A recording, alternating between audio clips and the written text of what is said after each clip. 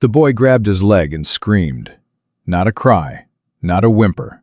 A scream that came from somewhere deeper than a 5-year-old's body should hold. His fingers were blue. His feet were bare in the snow. He clung to Caleb McCord's boot with both hands and wouldn't let go. Wouldn't stop screaming. Wouldn't stop shaking. "Sir, help us! Mama's bleeding! Mama won't wake up!" Behind him, 4 more children. 3 girls, 1 boy. The youngest had stopped moving. Caleb McCord hadn't spoken to another human being in 7 weeks. Hadn't cared about anything in 6 years. Hadn't felt his heart beat this hard since the night he buried his wife and daughter in the same grave.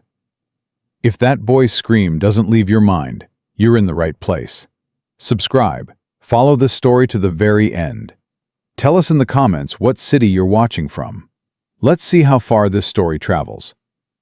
December 1887, Montana Territory. Caleb McCord had $2.40 in his saddlebag, 5 bullets in his Colt, and a burn scar on his right hand that never stopped aching. 37 years old, former Texas Ranger. Current, nothing. Just a shape on a horse moving through snow, heading nowhere in particular, caring about nothing at all. Scout, his old bay gelding, trudged with his head low. The horse was the only living thing that hadn't quit on Caleb, and most mornings, Caleb figured even Scout was reconsidering. 7 weeks since he'd spoken to another person. 7 weeks of silence and whiskey and sleeping in barns that smelled like hay and failure. The last town he'd passed through, a woman at the general store had asked if he needed help. He'd looked through her like she was made of glass and kept walking.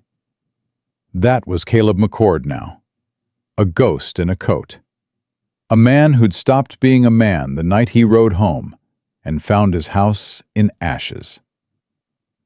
6 years ago, Annie and little Beth, his wife and his 4-year-old daughter, gone because a gang he'd been tracking burned his homestead for revenge while he was 3 counties away doing his job.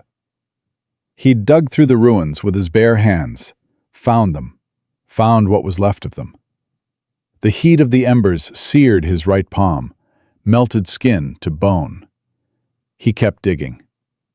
He buried them in the same grave because Beth had always crawled into their bed at night, and he couldn't stand the thought of her being alone in the ground. Turned in his ranger badge the next morning. Hadn't pinned anything to his chest since. Hadn't built anything. Hadn't stayed anywhere. Hadn't let himself feel the weight of another human being close enough to lose. That was the rule. The only rule. Don't stay. Don't care. Don't feel.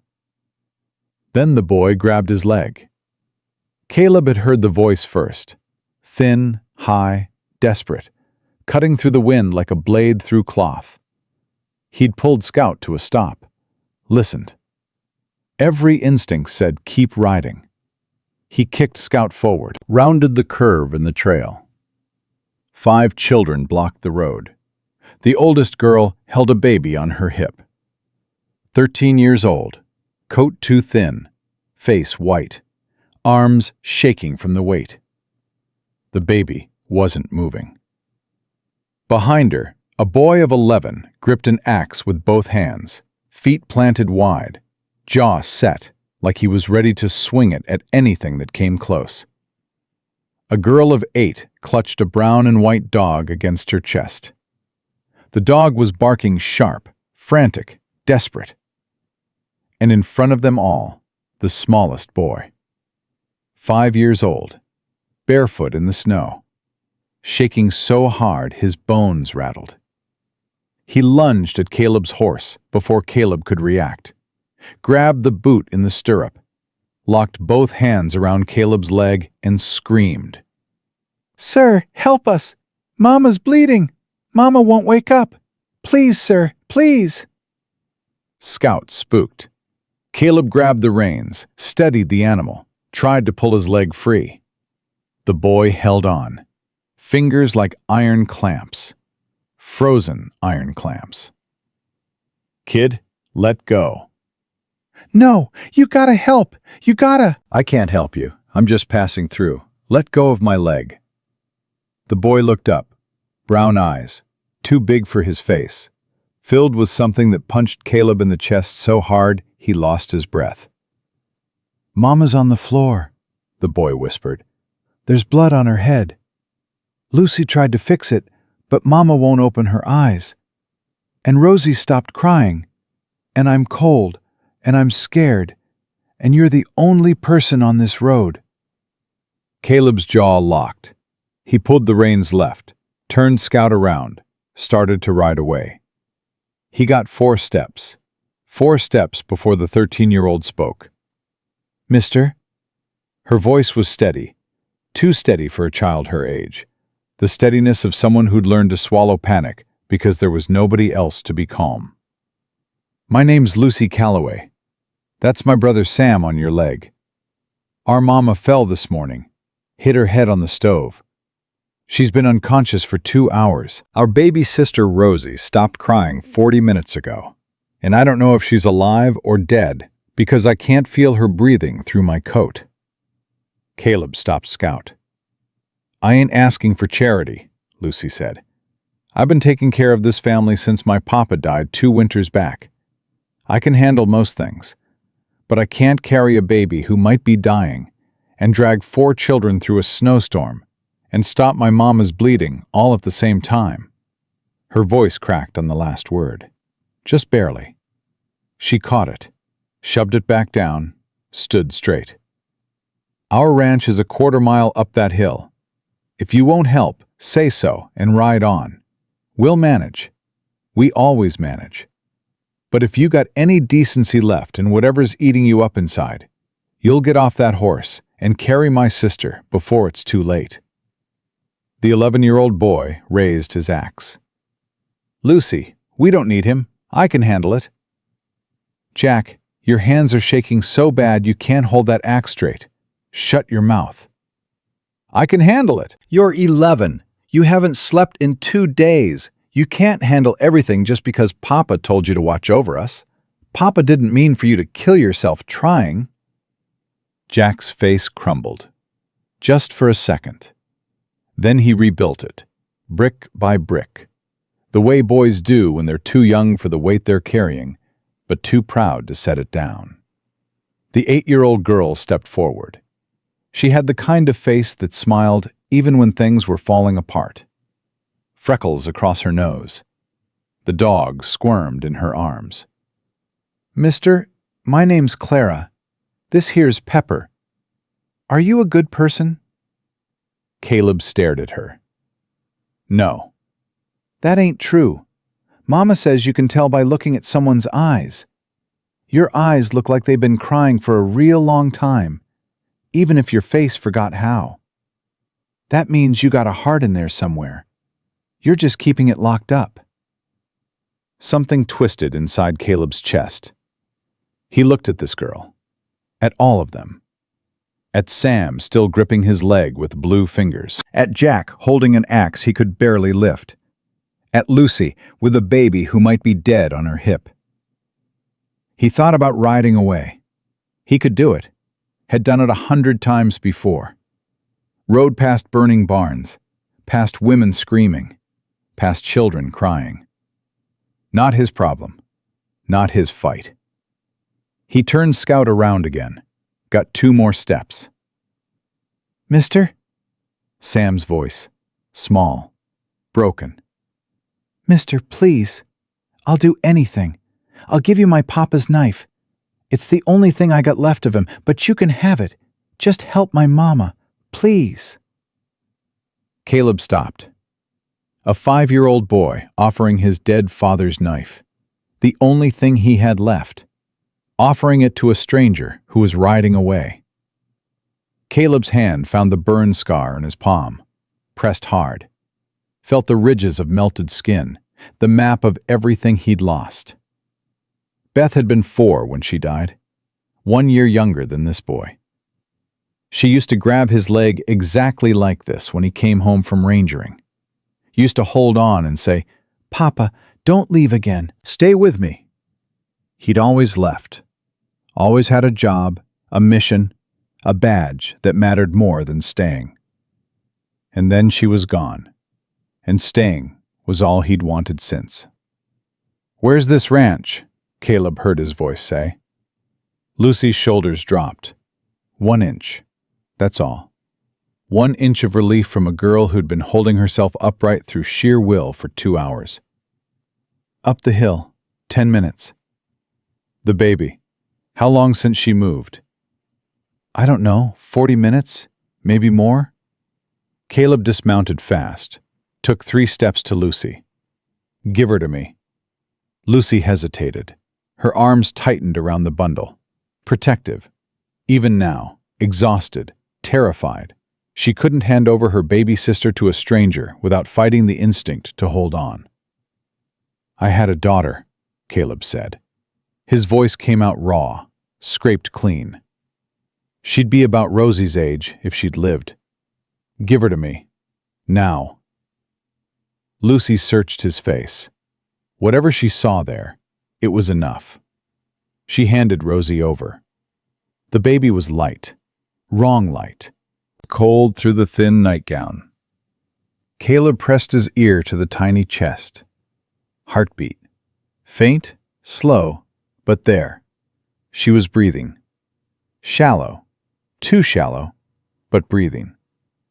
"She's alive," Caleb said. Lucy made a sound, half gasp, half prayer. Caleb wrapped Rosie inside his coat, pressed her against his chest, against his heartbeat. Skin-to-skin warmth. The only thing that would save a toddler this cold. "Move," he said. "All of you, now. Run if you can." They ran. Jack led Scout. His free hand never let go of the axe. Clara carried Pepper, talking to the dog the whole way.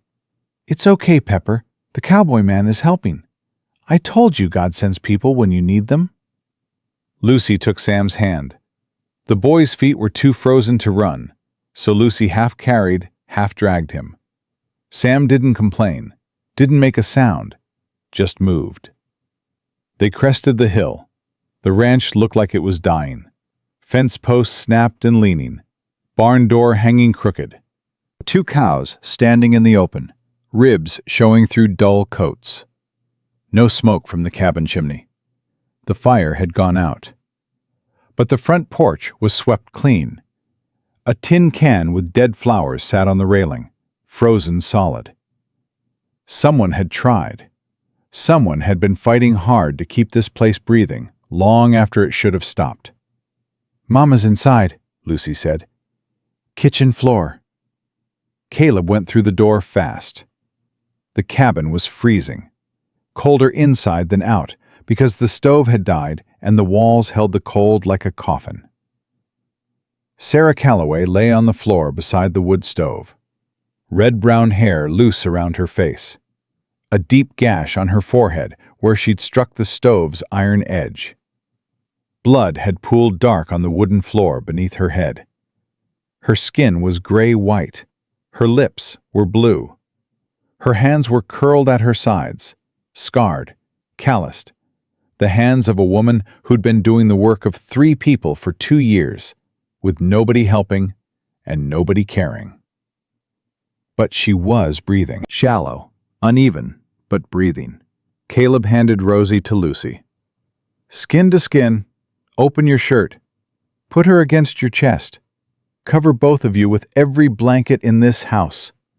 Jack, get your brother and sister on that bed. All of you together. Body heat. Now." Jack didn't move. Stood in the doorway, axe raised, eyes burning. "You ain't giving orders in my house. This is my family. My papa left me in charge.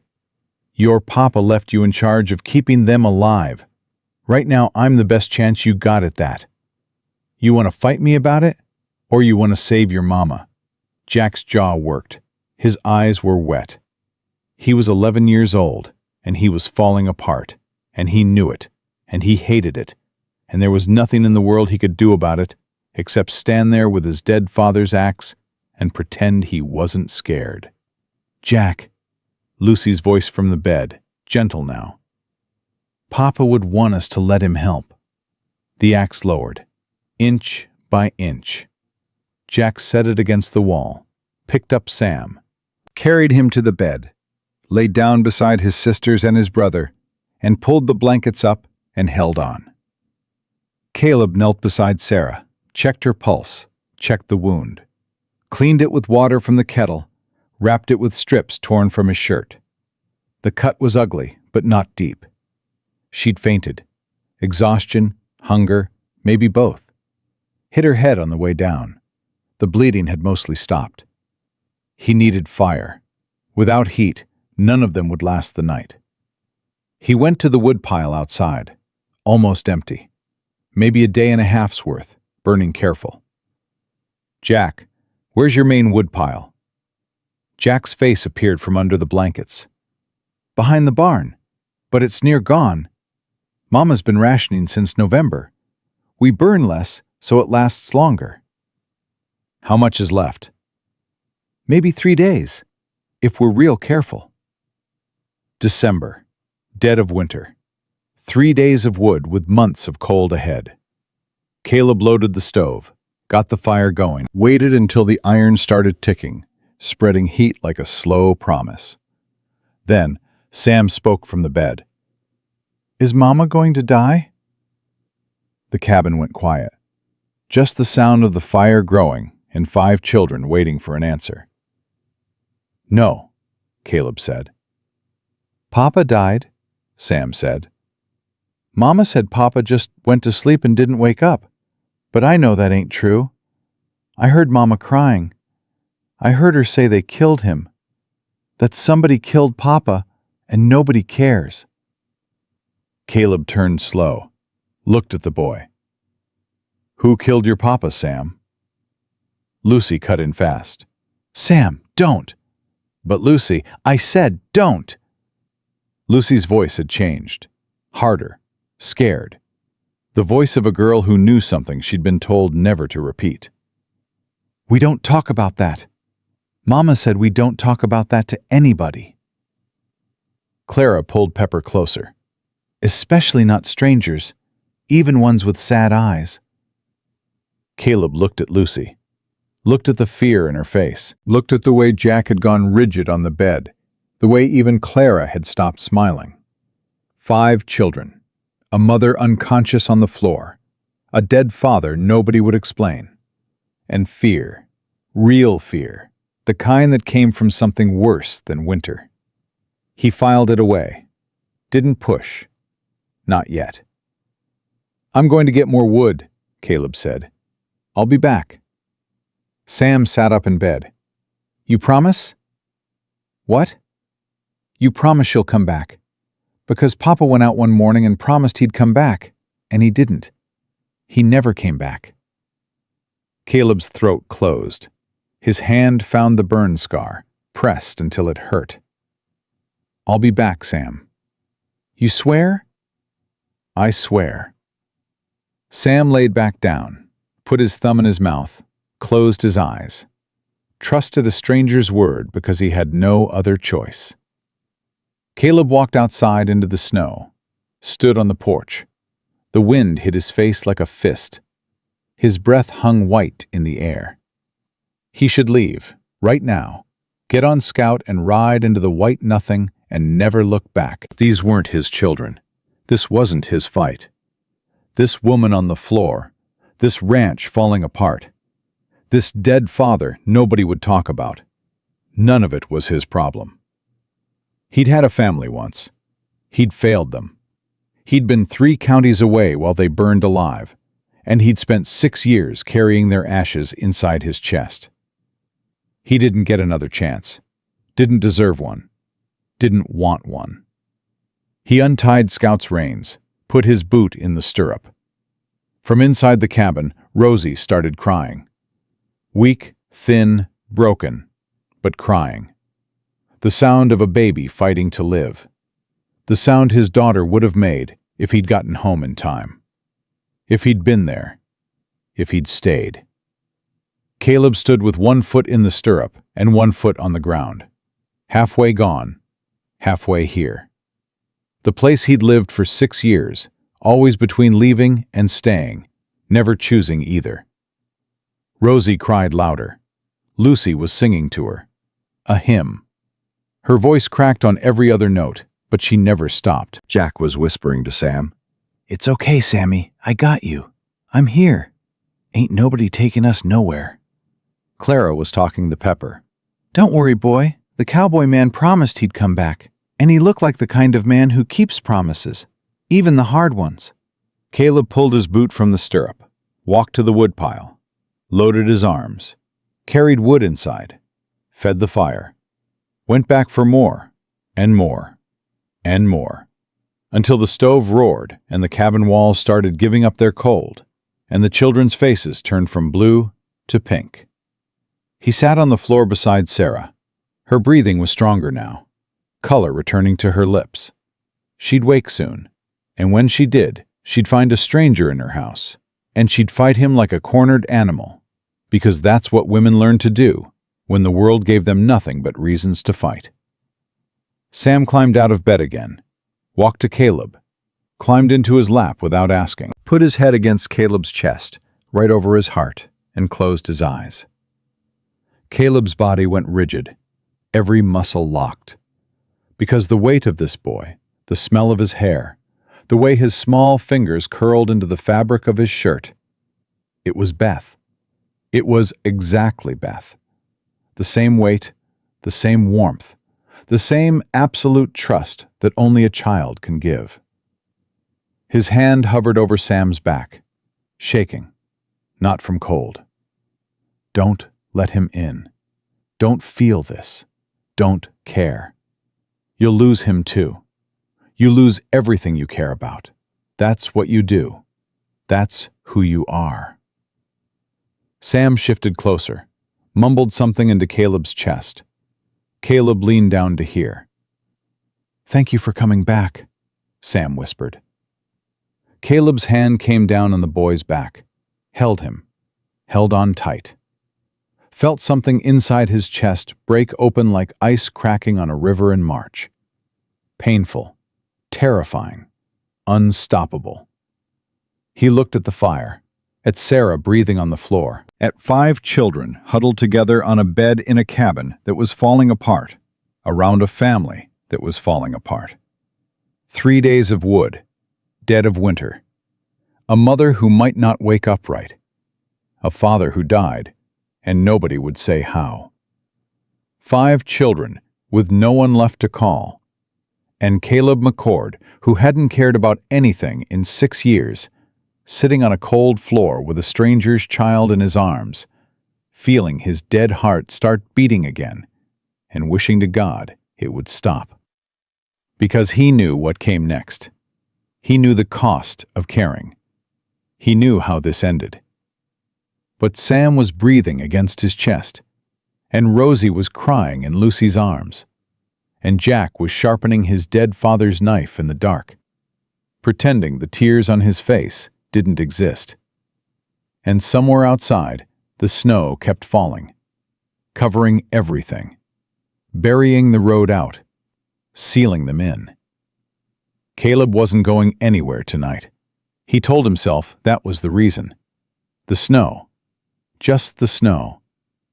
But his hand stayed on Sam's back, and his heart kept beating, and the fire kept burning. And for the first time in 6 years, Caleb McCord was afraid. Not of dying. He'd made peace with dying a long time ago. Afraid of living. Afraid of what it would cost him to care about these people. Afraid of what it would cost him to leave. Sarah Calloway opened her eyes at 3 a.m., and the first thing she saw was a stranger holding her son. She moved fast, faster than a woman with a head wound should move, grabbed the iron poker from beside the stove, swung her legs off the floor, and had the poker raised before Caleb could speak. "Get your hands off my boy!" Her voice was raw, hoarse, but underneath it ran something sharp enough to cut steel. She was on her feet now, swaying, blood soaking through the bandage on her forehead. One hand braced against the wall, the other holding that poker like she'd kill with it and not lose a minute of sleep. Sam woke up in Caleb's arms. Mama! Sam, come here, right now. But Mama, he helped us. He carried Rosie. He made the fire. Samuel Calloway, you come to me this instant. Sam looked at Caleb, looked at his mother, slid off Caleb's lap, and ran to her. Sarah caught him with her free arm, pulled him behind her, never lowered the poker, never took her eyes off Caleb.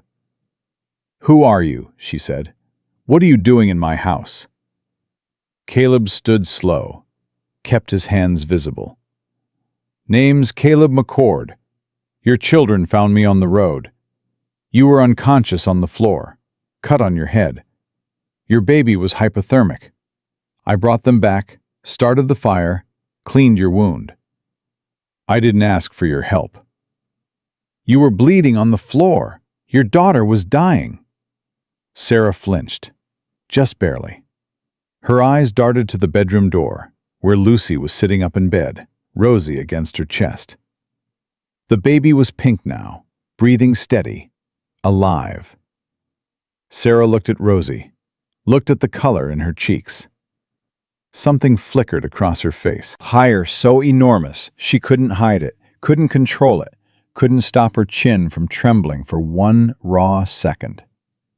Then she rebuilt the wall, brick by brick, right in front of Caleb's eyes. "You need to leave," she said. "Thank you for what you did. But you need to leave, now. It's 3 a.m. There's a blizzard building outside. I don't care if the sky's falling. I don't know you. I don't let strangers sleep in my house with my children." "Mama," Lucy's voice from the bedroom. "He saved Rosie." "I heard you, Lucy." "Rosie wasn't breathing right. He put her inside his coat, against his skin. That's what saved her." Sarah's hand tightened on the poker. Her jaw worked. She was fighting something. Gratitude and fear wrestling inside her. And fear was winning, because fear had been winning for 2 years. "I appreciate what you did," Sarah said. Each word measured, controlled. "But I've had men offer help before. Every one of them wanted something. The last one wanted my land. The one before that wanted me. So forgive me if I don't trust a drifter who walks into my house while I'm unconscious and holds my son in the dark." Caleb met her eyes. Brown eyes, same as Sam's. Same as all her children. But these eyes had something the children's didn't. A hardness built from 2 years of being alone, being lied to, being threatened, being told she wasn't enough. "I'll sleep in the barn," Caleb said. "You'll sleep on the road. Your barn door's hanging off one hinge. Your woodpile's got 3 days left. Your fences are down and your cattle are starving. You got 5 children, a head wound, and a blizzard coming. You want me gone? I'll be gone at first light. But right now, at 3 a.m, in the middle of December, you need somebody between your family and that cold, even if you hate it. Don't tell me what I need. I'm telling you what I see. You don't see anything. You've been here 4 hours. You don't know the first thing about me, or my family, or what we've survived. I know your boy offered me his dead father's knife to get me to stop. I know your 13-year-old hasn't slept in 2 days. I know your 8-year-old told me I had sad eyes, and she wasn't wrong. And I know your baby almost died tonight because you fell, and there was nobody here to catch you." Sarah's poker lowered, 1 inch. Then she caught herself, raised it again. "The barn," she said through her teeth, "not the house. And you're gone at dawn. At dawn. I mean it, Mr. McCord. First light, you ride out. We were fine before you came. We'll be fine after you leave." Caleb picked up his coat, walked to the door, stopped with his hand on the latch. "Mrs. Calloway." "What?" "Your boy Sam. He said something on the road. Said his mama told him somebody killed his papa. Said nobody cares." Sarah's face went white. Dead white. The poker dropped to her side. "Sam talks too much. Maybe, or maybe he's scared, and he doesn't understand why his mama won't tell anyone what really happened. "Get out of my house, Mr. McCord." Caleb opened the door. The cold hit him like a wall. He stepped through, pulled the door shut behind him, stood on the porch in the dark. Inside, he heard Sarah drop the poker, heard it clang against the floor, heard her knees hit the wood, heard her breathing change, sharp, ragged, the sound of a woman who'd been standing on pure willpower for 4 hours and finally ran out. "Mama?" Lucy's voice, small. "I'm fine, baby. Go back to sleep." "You're crying." "I said I'm fine." "Mama, he was kind. He was real kind to us." "Kind don't mean safe, Lucy. Kind don't mean he won't hurt us. Kind is just a word men use until they get what they want." "Papa was kind?" Sarah didn't answer that. The silence lasted so long, Caleb thought she'd fallen asleep. Then her voice came through the door, barely a whisper, not meant for anyone to hear. "Your papa was the kindest man who ever lived, and they killed him for it." Caleb walked to the barn, found an empty stall, laid down on frozen hay, pulled his coat tight, stared at the roof through his breath, white clouds rising and vanishing. His hand found the burn scar, traced the ridges. Annie used to trace it too, before she died. She'd take his hand and run her fingers over the calluses and say, "These hands built our home, Caleb McCord. Don't you forget that." But those hands hadn't saved her. Those hands had dug through ashes too late. He closed his eyes, didn't sleep. Dawn broke gray and flat, no sun, just the sky turning from black to iron. The snow had stopped, but the cold had deepened.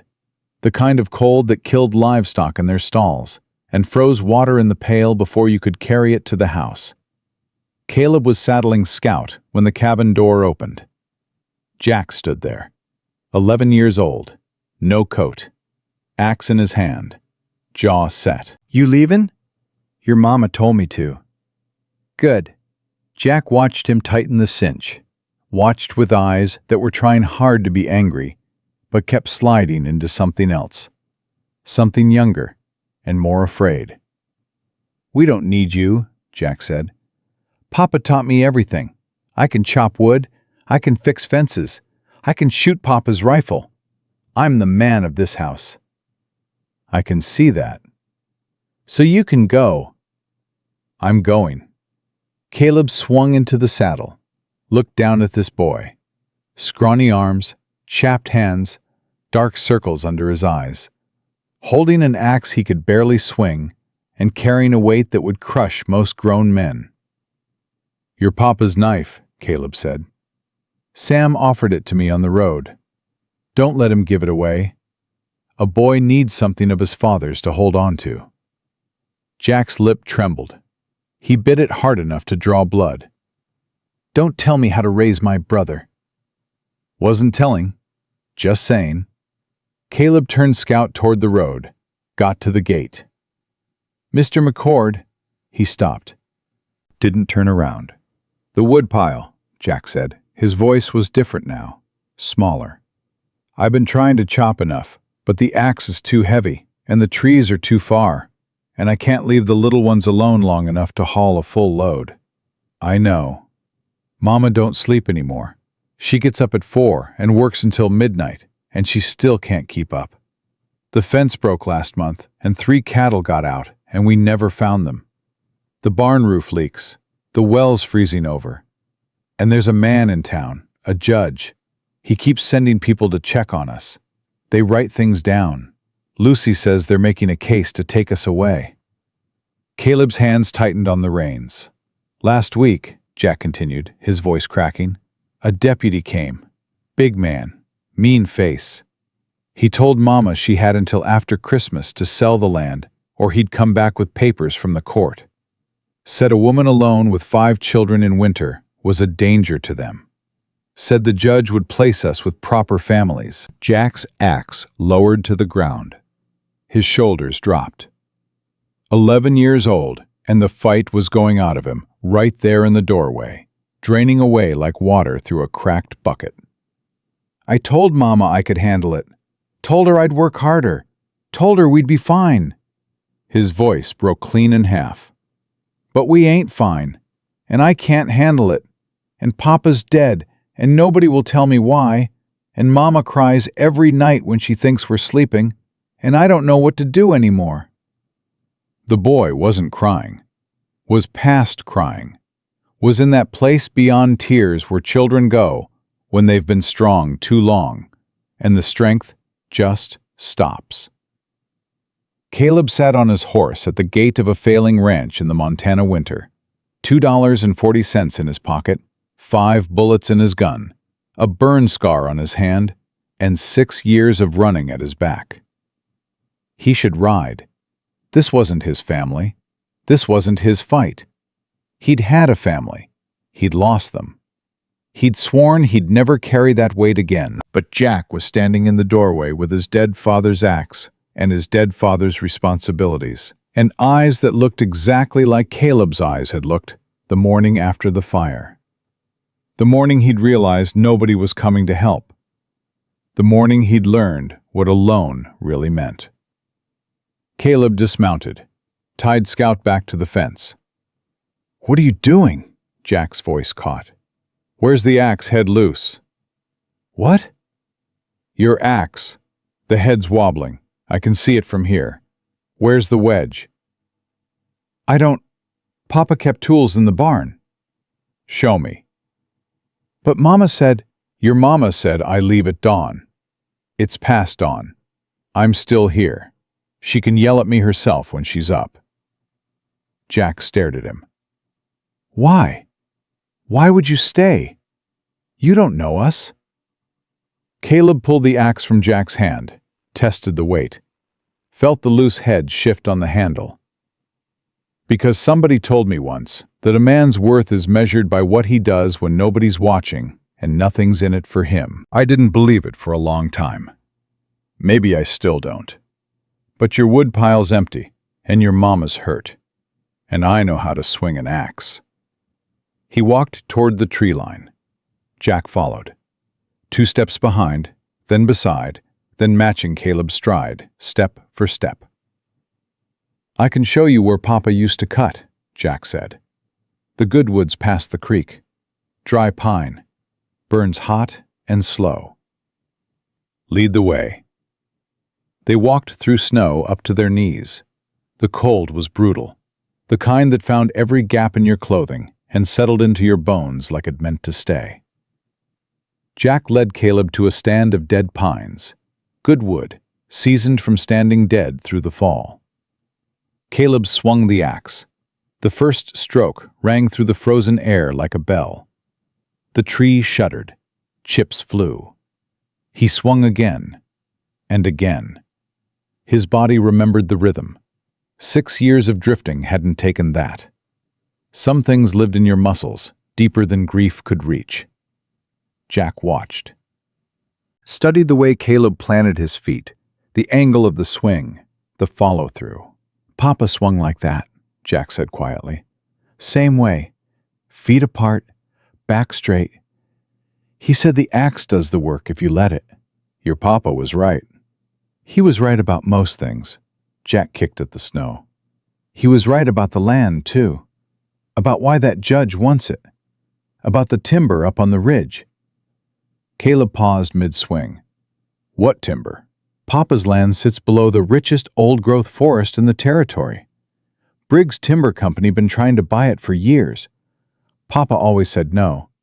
Said those trees were here before us, and they'd be here after us if we let them be." "Briggs Timber. That connected to the judge?" Jack nodded. "Judge Harlan Briggs. Same man.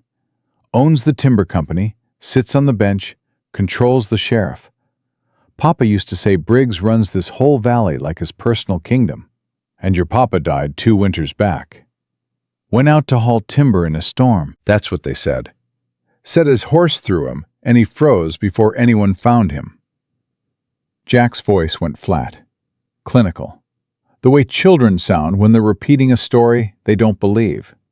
"They found his body 3 days later, when the snow melted some. His horse was home in the barn, not a scratch on it. Caleb set the axe down. A horse throws a man in the storm. The horse don't walk home calm and unhurt. That's what Mama said. Said something didn't add up. She went to the sheriff. Sheriff said it was an accident. She went to the doctor. Doctor said exposure. She went to the judge. Jack laughed, but there was nothing funny in it. She went to the man who wanted our land and asked him to investigate her husband's death. What did Briggs do? Told the whole town Mama was hysterical. Grieving widow, unstable, making wild accusations. People stopped talking to us after that. Store stopped giving us credit. The church ladies stopped coming around. Even Mrs. Olson at the general store, she still sells to us, but she won't look Mama in the eye anymore. The pieces fell together in Caleb's mind. A man dead under suspicious circumstances. A judge who wanted the dead man's land. A widow being isolated, starved out, set up to fail. And 5 children being used as leverage to force a sale. He'd seen it before. Years ago when he wore a badge. Powerful men using law as a weapon. Land grabs dressed up in legal papers. Families destroyed so someone with money could have more. Jack, did your papa keep any records? A journal, letters, anything that might show what he knew about Briggs? Jack went quiet. His eyes darted sideways, then down. His hand went to his pocket, touched something there, pulled back. I can't talk about that. Mama said never talk about Papa's things. Not to anyone. Even someone who's helping? Especially someone who's helping. That's what Mama said. She said the last man who offered help went straight to Briggs and told him everything. Caleb nodded, picked up the axe, didn't push. The boy would talk when he was ready, or he wouldn't. Trust wasn't something you demanded. It was something you earned. Swing by swing, log by log, day by day. They worked for 2 hours. Caleb chopped, Jack hauled. They built a pile twice the size of what had been there before. Caleb showed Jack how to wedge the axe head tight, how to read the grain before swinging, how to let the weight of the steel do the work. Jack learned fast. His arms were thin but willing, and he listened with the desperate attention of a boy who'd been trying to learn from a dead man's memory. Papa used to take me out here every Saturday, Jack said, stacking logs on the sled. Before sunrise, we'd cut wood and he'd tell me stories about the mountains, about the war, about how he met Mama. How'd he meet her? Jack almost smiled. First time Caleb had seen anything close to a smile on that face. She threw a book at his head in the general store in Billings. He was blocking the shelf she wanted, and he wouldn't move. So she threw the book. Hit him right between the eyes. Papa said that's when he knew she was the one. Sounds about right. They got married 3 weeks later. Mama says she regretted it for the first 6 months and loved him for the next 12 years. Jack's voice softened. She don't talk about him much anymore. It hurts too bad. But sometimes, at night, when she thinks we're asleep, she sits at his chair and holds his coat and just breathes. They hauled wood back to the ranch in silence. The sun was up now, weak and pale behind the clouds, but up. Smoke rose from the cabin chimney. Someone had fed the fire. The front door opened. Sarah stood there. She'd changed clothes, washed the blood from her face. The bandage on her forehead was fresh. She'd redone it herself. She stood straight, rigid, one hand on the doorframe, the other behind her back. Her face was a mask, controlled, cold, giving nothing. I told you to leave at dawn. I heard you. It's past dawn. I noticed. Then why are you still here, Mr. McCord? Caleb dropped an armload of wood on the porch. Because your son showed me where the good pine is, and your woodpile needed filling. I didn't ask you to fill it." "No, ma'am, you didn't." Sarah looked at the wood, at the pile growing beside the porch, at her son standing next to this stranger, flushed from work, looking more alive than he'd looked in months. "Jack, go inside." "But Mama!" "Inside, now." Jack went, but he stopped at the door, looked back at Caleb with something in his eyes that hadn't been there yesterday.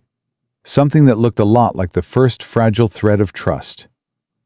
Sarah stepped off the porch, walked to Caleb, stood close enough that he could see the pulse jumping in her throat, the dark circles under her eyes, the way her hands trembled at her sides, even though her voice didn't. "I know what you're doing," she said quietly. "You're being useful, making yourself necessary, showing my children what it feels like to have a man around, so that when you leave, and you will leave, the hole you leave behind is bigger than the one that was there before." "That's not what I'm doing." "Then what are you doing? What do you want from us? Because I have nothing left to give, Mr. McCord. No money, no land I'm willing to sell. And if you're after something else, I'll put a bullet in you before you get close enough to try." Her voice cracked on the last word, just barely. She caught it, the way Lucy caught her tears, the way Jack caught his fear. This family had learned to catch everything before it fell. "I want nothing from you," Caleb said. "Nobody wants nothing." "I did. For 6 years, I wanted nothing. Absolutely nothing. And I got it. And it nearly killed me." Sarah stared at him, searching his face the way Lucy had searched it, looking for the lie, the angle, the trap. "3 days," she said. "You can stay 3 days. You sleep in the barn. You eat what we eat, which is not enough. And if my children start calling you anything other than Mr. McCord, you're gone that hour. They've lost one father. They don't need to lose another." 3 days. And Mr. McCord. "Yeah. Whatever my son told you about his father, forget it. Don't ask about Will. Don't ask about how he died. Don't ask about Judge Briggs. That road leads nowhere good, and I've walked it enough for both of us." She turned, walked back inside, shut the door. Caleb stood in the yard holding an armload of firewood, staring at a closed door. His breath came out in white clouds that the wind tore apart. 3 days. That's what Kate Brennan had given Eli in the story he'd never know, in a life parallel to his, but a territory away. 3 days to fix what was broken. 3 days to stand between a family and the thing trying to destroy them. 3 days to decide if staying was worth the risk of losing everything again. From inside the cabin, Clara's voice drifted through the walls, clear and bright and completely unafraid. "Mama, the cowboy man's still here. I told you he had kind eyes. Pepper likes him too, and Pepper don't like nobody." Sarah's voice, tired but with the faintest edge of something that might have been warmth buried deep under 2 years of ice. "Clara Marie Calloway, eat your breakfast and stop talking about that man's eyes." "They're real nice eyes, Mama." "Clara." "Just saying." Caleb stacked the wood on the porch, went back for more, worked until his hands bled through his gloves and his shoulders burned, and his mind went quiet the way it only did when his body was working hard enough to drown out the ghosts. 3 days. He'd fix the fence, stack the woodpile, rehang the barn door. Then he'd ride out, just like he always did. Except Sam was watching him through the window. Small face pressed against the glass, breath fogging a circle on the cold pane. One hand raised in a wave so small it barely existed. Caleb raised his hand back, and something inside his chest cracked wider. That frozen river, that March ice, breaking apart piece by piece, and underneath it, water moving. Cold and terrifying and alive. He turned back to the wood, swung the axe, Let the rhythm carry him. 3 days. He already knew 3 days wouldn't be enough. By the second morning, Caleb had rehung the barn door, patched the roof where snow was drifting in, and split enough wood to last 2 weeks. His hands were raw inside his gloves. Blisters on top of calluses, on top of the burn scar that never stopped reminding him what he'd lost. Sarah watched him work. He could feel her eyes from the cabin window every time he swung the axe. She never came out to say thank you, never brought him water, never acknowledged that the fence posts he'd reset were straighter than they'd been in a year. She just watched, and he just worked. And between them stretched a silence neither one of them was ready to break. It was Clara who broke it. She came out after breakfast, Pepper at her heels, carrying a jar of coffee wrapped in a dish towel. "Mama didn't send me. I came on my own. She'll be mad, but I don't care."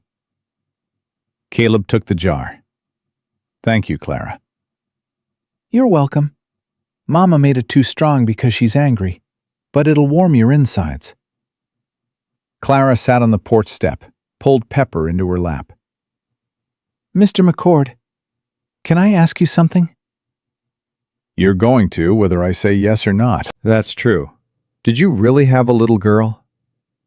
Caleb's hand tightened around the jar. "Yeah." "What was her name?" "Beth." "That's a pretty name. What happened to her?" "She died." "How?" "Clara," Lucy appeared in the doorway. "Leave the man alone." "I'm not bothering him. I'm talking to him. There's a difference. Papa said there's always a difference between bothering and caring. Papa said a lot of things. And he was right about all of them." Lucy sighed. She looked at Caleb with her mother's eyes, calculating, measuring, deciding. "Mr. McCord, Sam won't eat. He's been sitting under the table since you came inside last night. Won't talk, won't come out, just sits there holding Papa's knife." "He talked to you?" "Shook his head when I asked if he was hungry. That's it." "Your mama try?" "Mama tried for an hour. He won't even look at her." Lucy paused, chewed her lip. "He does that sometimes, goes quiet, won't talk to anybody for days. Started after Papa died." Doc Shaw says it's grief, But Mama says it's more than that. Sam saw something the morning Papa left. Something he won't tell us about. Caleb set down the coffee. "What do you mean, saw something?" Lucy glanced behind her into the cabin, lowered her voice. "Sam was up before dawn that morning.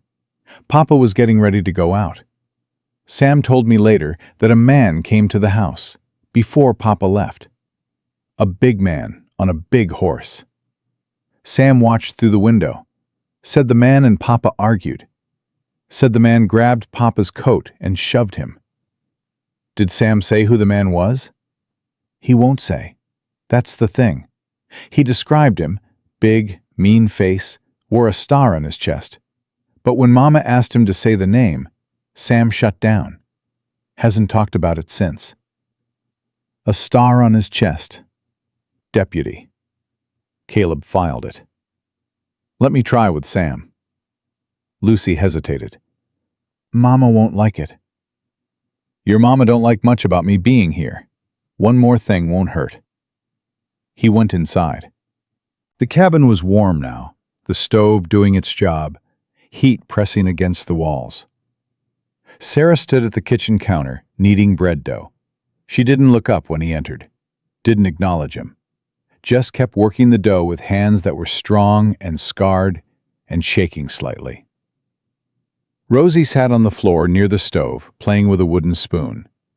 She looked up at Caleb, smiled, reached her arms up. He walked past her, couldn't pick her up. Not yet. Not with Sarah watching. Not with the weight of Beth pressing against his chest every time a small child reached for him. He knelt beside the kitchen table. Sam was underneath, knees pulled to his chest, Will Calloway's knife clutched in both hands. His eyes were open, but vacant, staring at nothing. "Hey, Sam." Nothing. "I finished fixing the barn door. Thought you might want to see." Nothing. Caleb lay flat on the floor, scooted himself under the table until he was lying beside the boy, both of them staring up at the underside of the table. He could feel Sarah's eyes on them, could feel her tension, sharp as a wire pulled tight. "When my daughter died," Caleb said, quiet enough that only Sam could hear, "I stopped talking too. For 3 months. Didn't say a word to anybody. People thought I'd gone crazy. Maybe I had." Sam's fingers moved on the knife handle. Barely, but they moved. "I stopped talking because the words hurt too much. Every word I said reminded me she was gone. Like if I stayed quiet, maybe it wasn't real. Maybe she'd come back." Sam turned his head, just slightly. His eyes focused on Caleb's face. "She didn't come back," Caleb said. "And eventually, I had to start talking again. Not because the hurt went away. It never goes away. But because staying quiet was its own kind of dying." Sam's lip trembled. His fingers tightened on the knife. "You don't have to talk today," Caleb said. "Or tomorrow. You talk when you're ready. But I want you to know something, Sam. Whatever you saw that morning, whatever scared you into going quiet, it's not your fault. None of this is your fault." A tear rolled down Sam's cheek. He didn't wipe it, just let it fall. "And the man you saw," Caleb said, even quieter now. "The big man with the star. He can't hurt you. Not while I'm here." Sam's whole body went rigid. His breath caught. His eyes went wide with something that was pure terror, the kind of fear that lived in a child's bones and never came out. "You know who he is, don't you?"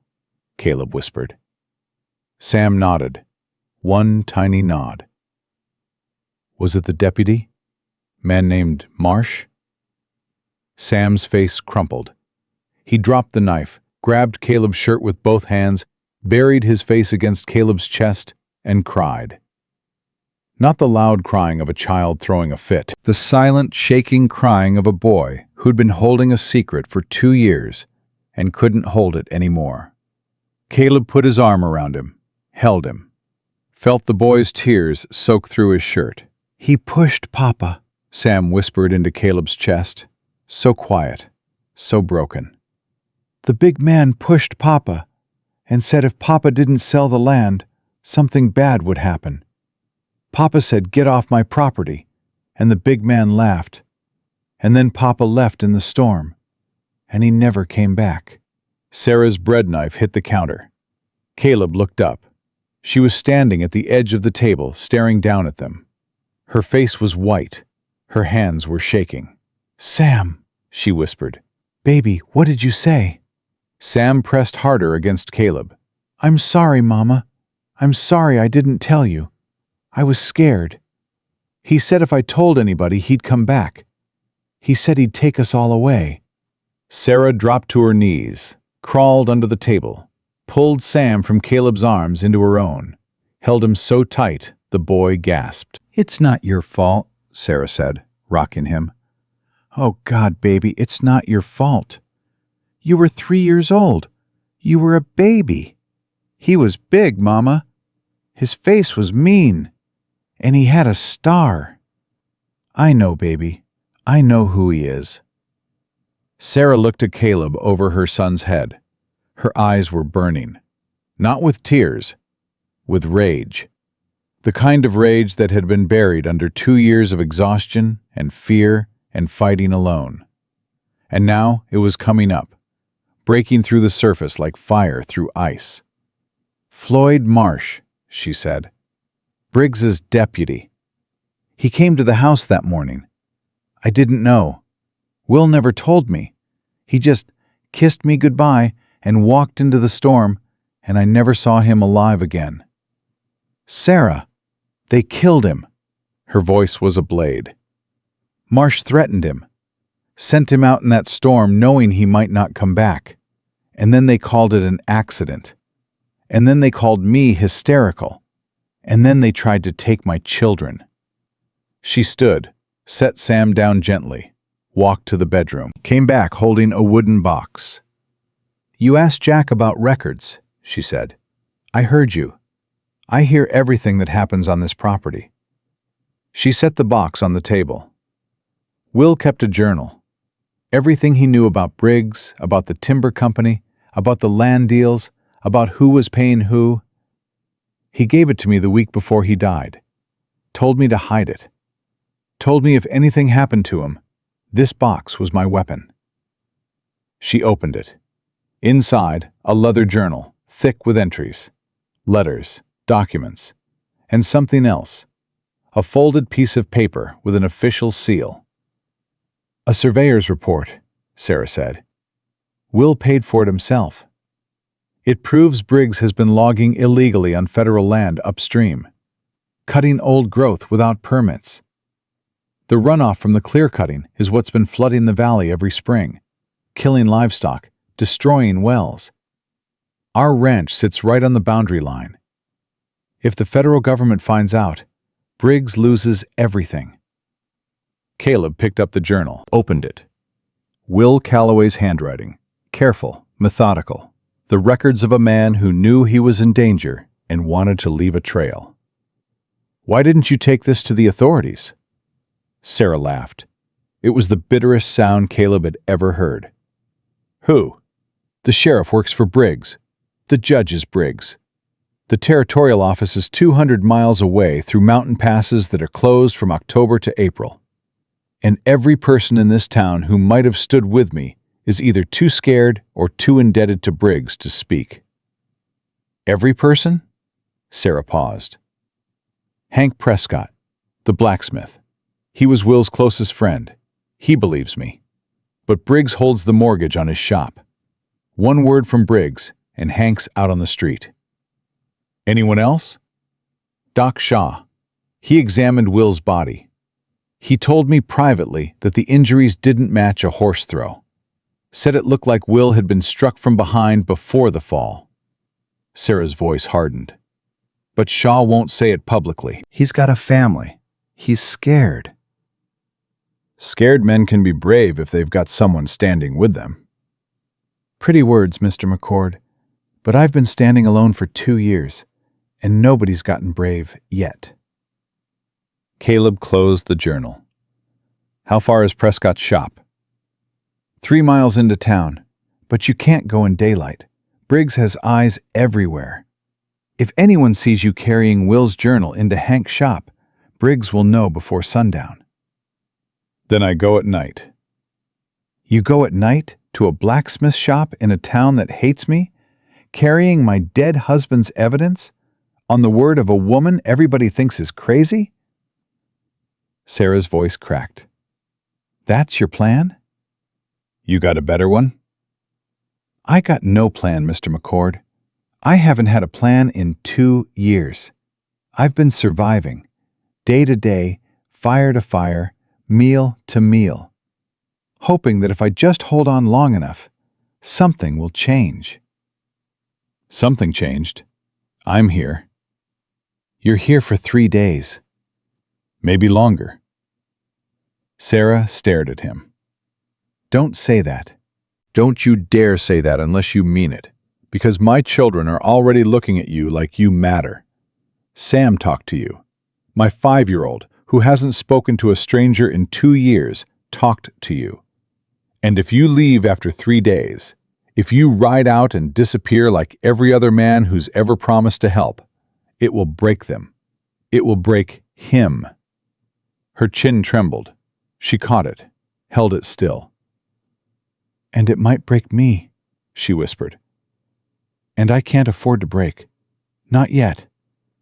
Not until my children are safe." Caleb looked at this woman. Scarred hands, tired eyes, shoulders that carried the weight of 5 children, a dead husband, a stolen life, and 2 years of rage she couldn't afford to feel. "I'm going to Prescott's tonight," he said. "I'm taking the journal. And I'm coming back. You promise? There it was again, that word, promise. The word Sam used, the word that meant everything to this family, because the last man who'd promised them anything had walked into a storm and never come home. I promise. Sarah held his gaze, searching, weighing. Then she reached into the box and pulled out the journal, held it against her chest for a moment, the way you hold something precious and terrifying at the same time. Will wrote in this every night after the children were asleep, she said. For 2 years. Every deal Briggs made, every acre he stole, every man he paid off. This journal is the only thing standing between my family and Harlan Briggs, and I'm handing it to a man I've known for 2 days. She held it out. Her hands were shaking. Caleb took the journal. Their fingers touched. Sarah didn't pull away. If you betray us, she said quietly, if you take this to Briggs, if you sell us out for whatever price he's offering, I want you to know something. I'll find you. I don't care how far you run or where you hide. I'll find you and I'll kill you myself. And I won't feel bad about it. I believe you. Good. She turned back to her bread, kneaded it with fists instead of palms, punching the dough like it had wronged her.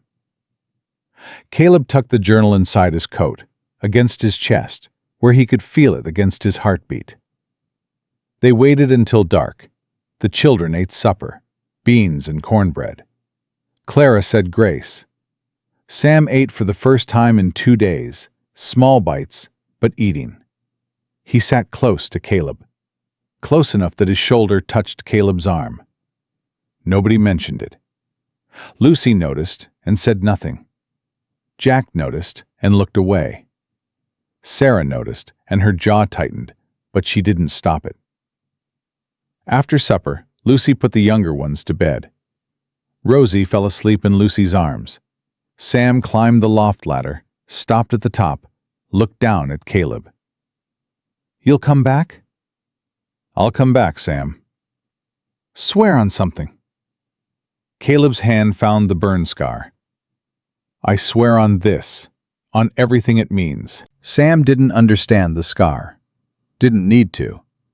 He understood the weight in Caleb's voice. The way you understand gravity, or cold. Something too big to explain, but impossible to doubt. Okay, Sam whispered. He disappeared into the loft. Caleb rode to town under a frozen moon.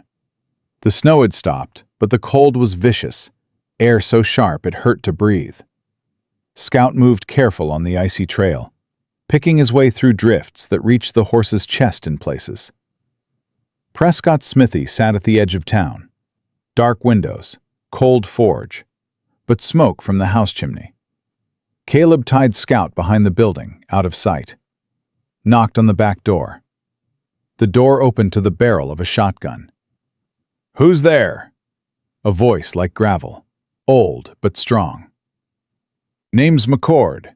Sarah Calloway sent me. The shotgun didn't move. Sarah don't send people. Sarah don't trust people. She trusts you.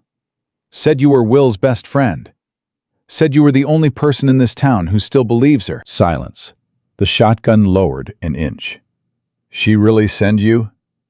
I'm carrying Will's journal. She asked me to bring it. The door opened wide. Hank Prescott stood in the lamplight, 68 years old, arms thick as railroad ties, from 50 years at the forge, white beard, white hair, eyes that had seen enough lies to recognize truth on sight. Get inside before someone sees you. Caleb stepped in. The house was small, warm, smelled of iron and tobacco. Hank set the shotgun against the wall, sank into a chair, rubbed his face. Will's journal, he said. Lord Almighty. I told that stubborn fool to bury it. Told him Briggs would kill for it. Briggs might have killed for it already. Hank looked up sharp. What do you mean? Caleb told him everything. Sam's testimony, the deputy at the house before Will left. The threat, the storm, the death that wasn't an accident. Hank's face aged 10 years in 10 minutes. They found him. The position of the body. They found him. The position of the body. The wound on the back of his head. I told Sheriff Dawson it didn't add up. Dawson told me to mind my forge and keep my mouth shut. Will you testify? Hank was quiet for a long time. The fire crackled. Somewhere outside, a dog barked. Briggs holds my mortgage, Hank said. One word and I lose this shop. Lose the house. I'm 68, McCord. Where does a 68-year-old blacksmith go when he's got nothing? Where does a 34-year-old widow go when they take her children? Hank flinched. Sarah's alone, Caleb said. Her boy just told her the deputy threatened her husband the morning he died. She's got evidence that could shut Briggs down, but evidence don't mean nothing without people willing to stand behind it. I know that. Then stand. Hank stood up, walked to the window, looked out of the dark street. Will was the best man I ever knew, Hank said. Better than me, braver than me.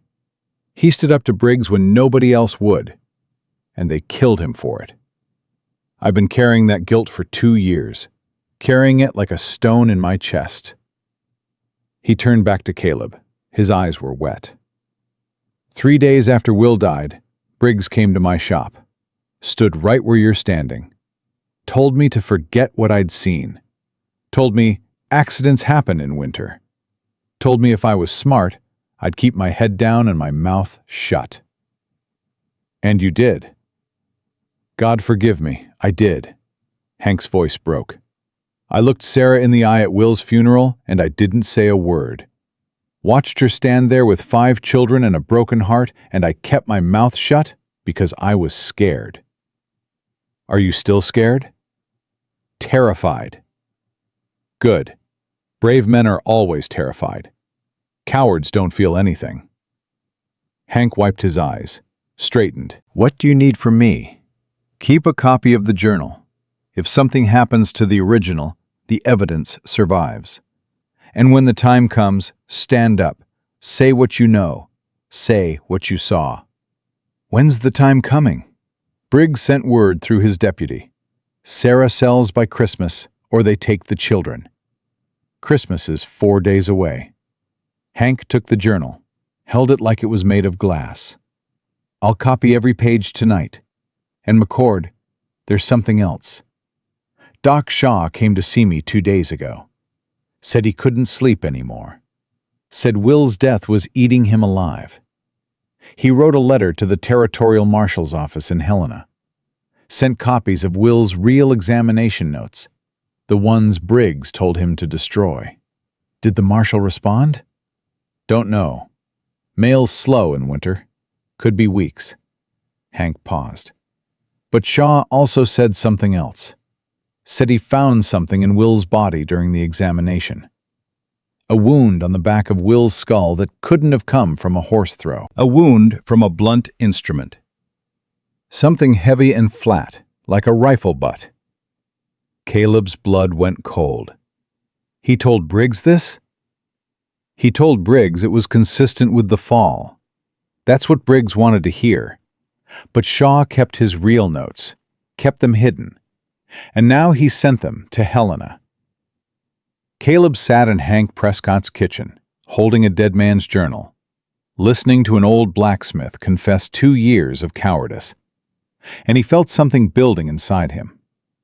Not rage, not grief, something older, bigger. The same thing he'd felt the night Sam grabbed his leg in the snow. He rode back to the ranch under stars so bright they hurt to look at. The cold was deeper now, the kind that killed. Scout's breath came in clouds. Caleb's fingers were numb inside his gloves. The cabin windows were dark, everyone sleeping.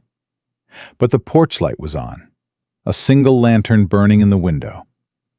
Sarah had left it for him, a light in the darkness, a signal that said, "Come home." He tied Scout in the barn, fed the horse, checked the stalls, stood in the dark and pressed his hand against the burn scar, and thought about Annie and Beth and the family he'd buried, and the family sleeping in that cabin, and the distance between the two, which was 6 years and forever, and no distance at all.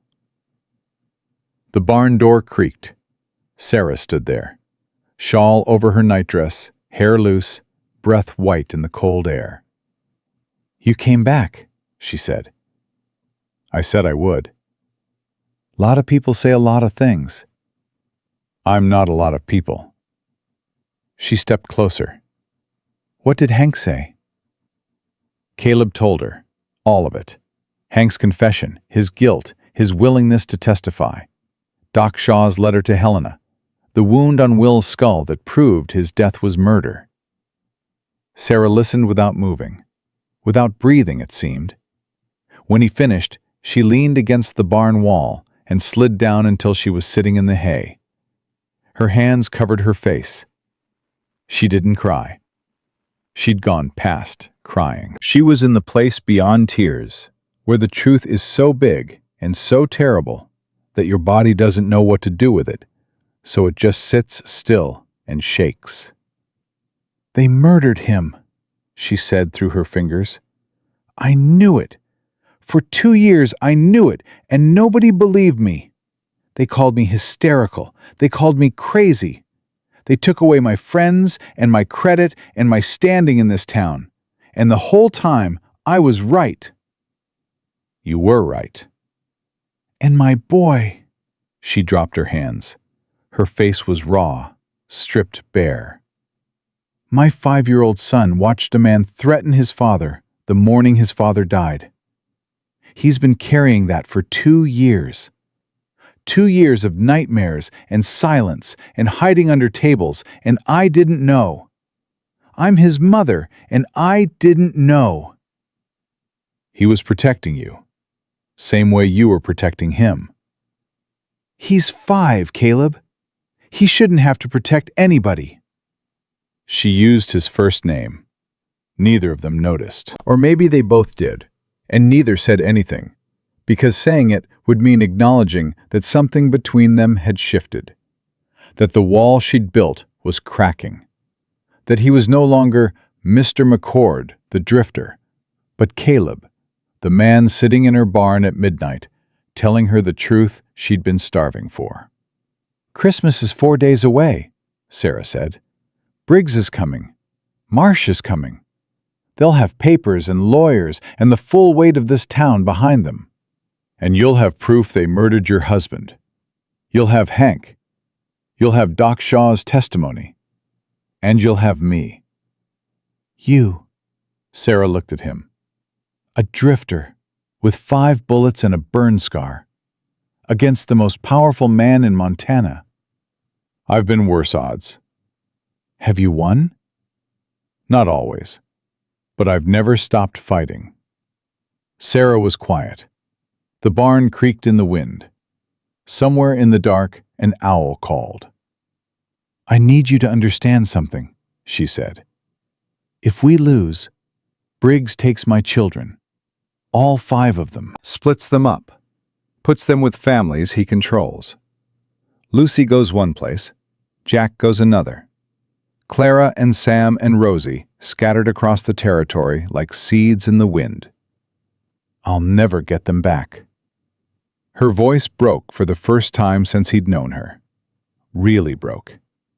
The sound of a mother facing the one thing worse than death.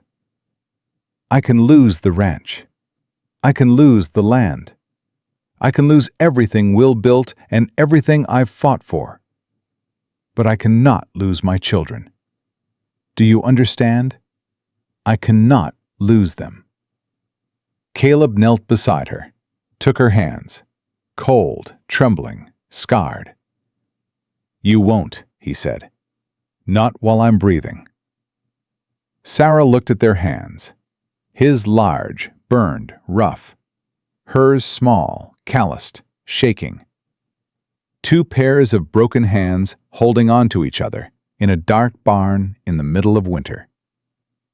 "I don't know how to trust you," she whispered. "I want to. God help me, I want to. But the last time I trusted someone, he walked into a storm and died. I'm not Will. No, you're not. She held his hands tighter. Will was gentle. Will was kind. Will believed the best in people. She paused. You don't believe the best in anybody. You've got ghosts behind your eyes and scars on your hands, and you look at the world like it's already hurt you in every way it can. And that's why I'm starting to trust you, because you're not kind enough to lie to me. Caleb almost smiled. Almost. Get some sleep, he said. Tomorrow we plan for Christmas. Sarah stood, brushed hay from her nightdress, walked to the barn door. Caleb? Yeah? Thank you for coming back. She left. The lantern in the cabin window went dark. Caleb lay in the hay, stared at the roof. His hand found the burn scar, traced it, pressed it. But for the first time in 6 years, the gesture wasn't about pain. It was about remembering. Remembering Annie's face. Remembering Beth's laugh. Remembering what it felt like to have something worth fighting for. He had it again. Right here. In this falling-apart ranch, with its falling-apart family, and its 4 days until everything either got saved or got destroyed. 4 days until Christmas. 4 days until Briggs came for Sarah's children. And Caleb McCord, who'd spent 6 years running from a burning house, was about to walk straight into another fire. This time, he wouldn't be late. They came on Christmas Eve. Caleb heard the horses before dawn. 4, maybe 5 riders moving fast up the frozen road. He was in the barn checking on Scout when the sound hit him. Hoofbeats muffled by snow, but still carrying in the dead cold silence of a winter morning that hadn't found its like yet. He grabbed his Colt, moved to the barn door, peered out. 5 riders, Deputy Floyd Marsh in front on a black horse, Star catching the faint moonlight. Behind him, 4 men Caleb didn't recognize but knew by type. Hired muscle. The kind of men who did ugly work for money and didn't ask questions. Caleb crossed the yard fast, hit the cabin door with his fist twice. "Sarah, get up! They're here!" The door opened in seconds. Sarah stood there already dressed, boots on, hair pulled back, rifle in her hands. She hadn't been sleeping. Caleb could see it in her eyes. She'd been sitting up all night, waiting for exactly this. How many? 5, Marsh leading. The children. Wake them. Get them in the root cellar. No. Sarah's voice was iron. My children are not hiding under the floor of their own home on Christmas Eve. Not for Floyd Marsh, not for Harlan Briggs, not for anyone. Sarah, they've got guns. So do I. She turned into the cabin. Lucy, Jack, get your brother and sisters. Get dressed. Everybody in the main room. Now. Lucy appeared from the loft, already pulling a coat over her nightdress. She'd heard the horses too. How many, Mama? 5. Is Mr. McCord still here? I'm here. Caleb stepped inside. Lucy, get the little ones down. Quick and quiet. Lucy moved fast. Jack was already climbing down, knife in his belt, face white but jaw set. Clara came next, Pepper in her arms, eyes wide but not crying. Sam climbed down last, slow, careful, clutching the loft ladder with hands that trembled. Mama, Sam whispered. Is it the big man? The one who hurt Papa? Sarah knelt in front of her son, took his face in her hands. Listen to me, Samuel. Whatever happens, you stay behind me. You hear? Behind me. Yes, Mama. Rosie was crying in Lucy's arms, confused by the dark and the noise and the fear that filled the cabin like smoke.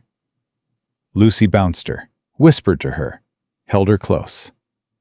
Mrs. Calloway! Marsh's voice split the silence outside.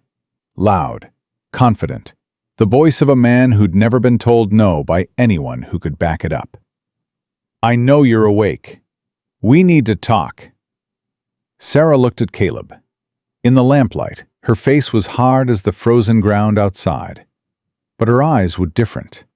Underneath the armor, underneath 2 years of fighting alone, there was fear. Real fear. The fear of a mother who knew what was at stake. "Stay behind me," she said to her children. "Mama, let me go out there." Jack stepped forward. "I'm the man of this house." "You're 11 years old, Jackson Calloway, and you're staying right here." "Papa would have gone out." "Papa did go out, and he didn't come back." Sarah's voice cracked like a rifle shot. Jack went still. The words hung in the air, heavy as stone. Sarah opened the front door, stepped onto the porch, rifle across her chest. Caleb followed, stood beside her. His Colt was holstered, but his hand rested on the grip. 5 riders sat their horses 30 yards out. Marsh dismounted, slow, theatrical, like he wanted everyone watching to see how unafraid he was. "Mornin', Mrs. Calloway. Merry Christmas Eve." "What do you want, Marsh?" "Judge Briggs sent me. He's worried about you and the children." This cold snap. A woman alone. 5 little ones. Marsh shook his head with practiced sympathy. "He wanted me to check on your welfare." "My welfare's fine." "That's so." Marsh's eyes moved to Caleb. His face changed. The fake sympathy vanished, replaced by something flat and calculating. "Who's this?" "None of your concern." "Everything on this road is my concern, ma'am. That's what the star means." He tapped his badge. "You got a man living on your property. Stranger. No papers, no references, no history anybody knows. That don't look good, Mrs. Calloway. Not for a woman in your position." "My position." "Single mother, 5 children, failing ranch." Marsh counted them off on his fingers. "Judge Briggs has been real patient, real generous. But patience has limits, and his limit is Christmas. You got until tomorrow to accept his offer on the land. After that, he files the custody papers." Sarah didn't move, didn't flinch. "The land's not for sale." "Then your children go to the court." "Over my dead body." Marsh smiled. The smile of a man who'd heard that phrase before and knew how easy dead bodies were to arrange. "Let's not talk about dead bodies, Mrs. Calloway. Let's talk about living children. 5 of them, all needing food, warmth, education, stability. Things you can't provide alone." "I provide just fine." "The court disagrees." Caleb stepped forward. "The court hasn't ruled yet. There's been no hearing, no testimony, no evidence presented. You're threatening a woman with legal action that doesn't exist." Marsh turned to him slow. "And you are?" "Caleb McCord." McCord. Marsh rolled the name around his mouth. "Don't know it. Don't care about it. You're nobody, mister. A drifter passing through. And whatever Mrs. Calloway's paying you for, comfort or otherwise, it won't change what happens tomorrow." Sarah's rifle came up, aimed at Marsh's chest. "You say one more word like that about me in front of my children, and I'll scatter your teeth across this yard." Marsh's men shifted on their horses, hands moving toward holsters. "Easy now." Marsh raised his palms. "No need for guns, ma'am. I'm just delivering a message. Tomorrow's Christmas. Judge Briggs will be at the courthouse at noon. He's prepared a custody order and a final offer on the land. You show up, sign the papers. This all goes away peaceful. You don't show up." He let the silence finish the sentence. "She'll be there." Every head turned. Caleb had spoken, but it wasn't the words that surprised Marsh. It was the tone. Flat, calm, certain. the tone of a man who'd made a decision and was done negotiating.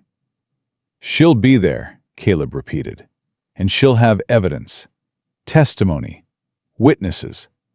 She'll have everything she needs to show this territory what Judge Harlan Briggs really is." Marsh's smile died. For the first time, something flickered in his eyes. Not quite fear, but the cousin of fear. The recognition that something had changed, that this wasn't the same broken widow he'd been bullying for 2 years. Evidence of what? "You'll find out tomorrow." Marsh looked at Sarah, looked at Caleb, looked at the rifle and the Colt, and the 5 children standing in the doorway behind their mother. "Tomorrow at noon," Marsh said. He mounted his horse, looked down at them from the saddle. "And McCord, if you're smart, you'll be gone by then. This territory has a way of swallowing strangers who stick their noses where they don't belong." "I'll keep that in mind." The riders turned, rode off into the gray dawn. Snow kicked up behind them and settled slow. Sarah lowered the rifle. Her hands were shaking now, the adrenaline burning off, leaving behind the hollow feeling that comes after you face down a threat and survived, but know the real fight hasn't started. "Mama," Clara's voice from the doorway, small but steady. "was that the bad man? The one who hurt Papa?" Sarah turned to her daughter. "Yes, baby, that was him. He's got mean eyes. I told you, I can always tell by the eyes." "You were right, Clara. You were right." Sam hadn't moved from the doorway. He stood behind Jack, one hand gripping his brother's coat, staring at the road where Marsh had disappeared.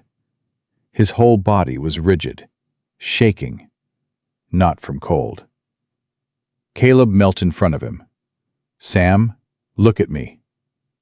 Sam's eyes found Caleb's, brown and enormous, and filled with a terror that went all the way to the bottom.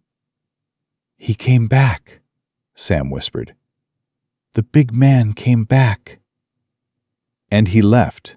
He left because your mama stood on that porch with a rifle and told him to go. He left because he's scared, Sam.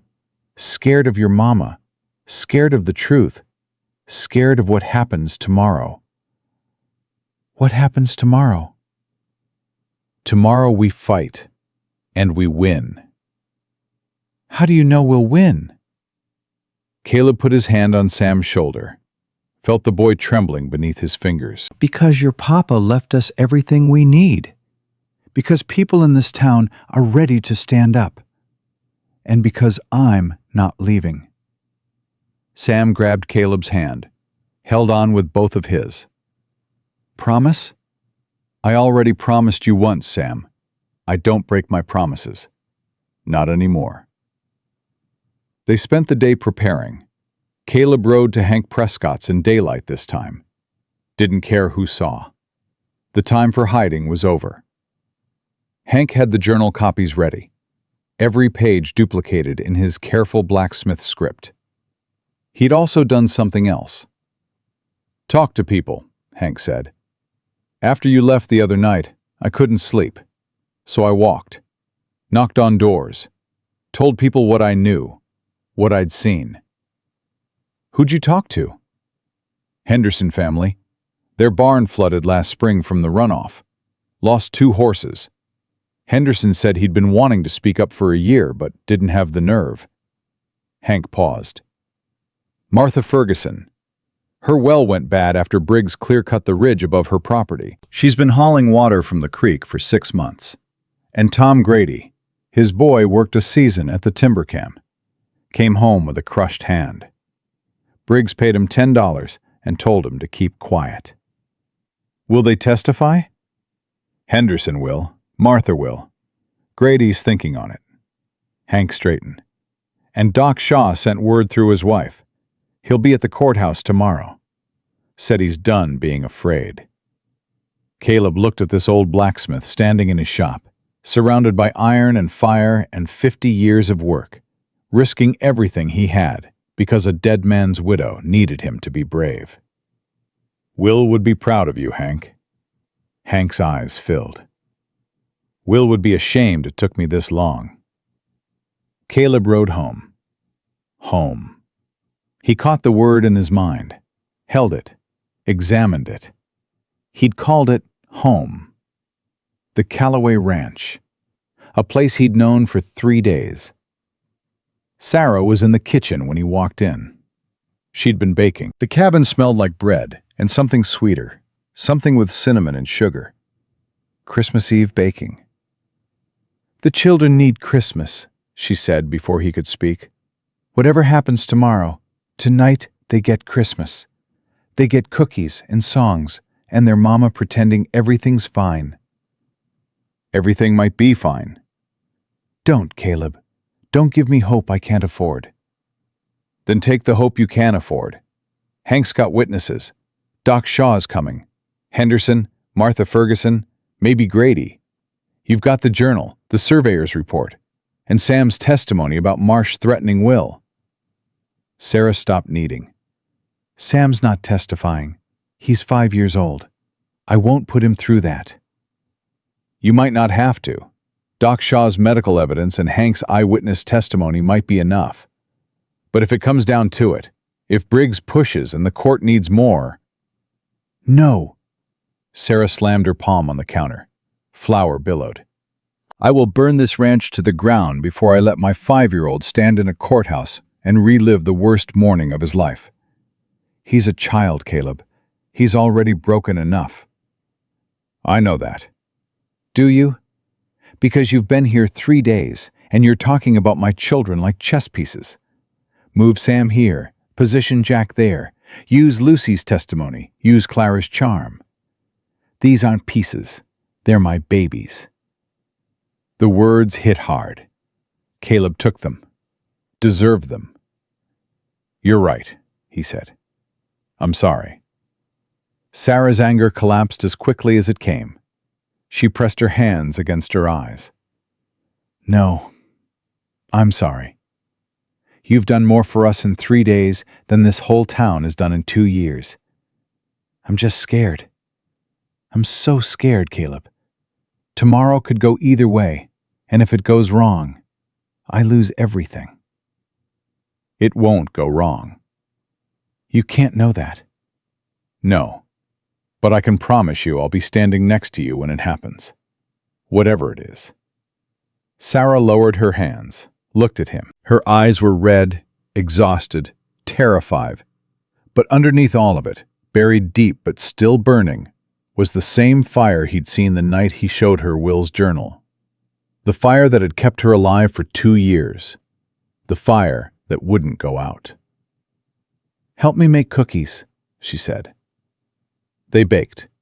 Clara helped, getting flour everywhere, on her face, in her hair, on Pepper. Jack sat by the fire sharpening his knife, pretending he didn't care about cookies, but stealing dough when he thought nobody was looking. Lucy held Rosie and sang carols, her voice sweet and clear and aching with the innocence of a girl who should be worrying about ribbons and boys, not courtrooms in custody. Sam sat under the table again, but this time he wasn't hiding. He was working on something. When he crawled out, he held a piece of paper, folded and creased. "For you, Mr. Caleb." He held it up. Caleb took it, unfolded it.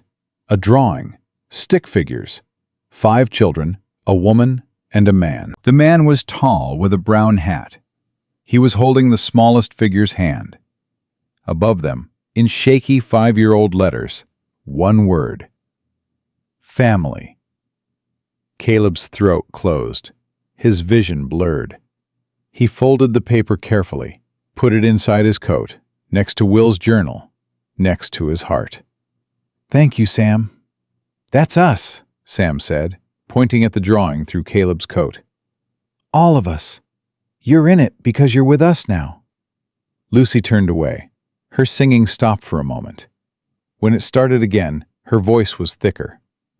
Jack stood up from the fire, walked to Sam, put his hand on his brother's head. Didn't say anything. Didn't need to. Sarah stood at the counter, hands covered in flour, watching her children gather around this man who'd appeared from nowhere 4 days ago. Her lip trembled. She bit it, held on. They ate supper together, the last supper before the fight.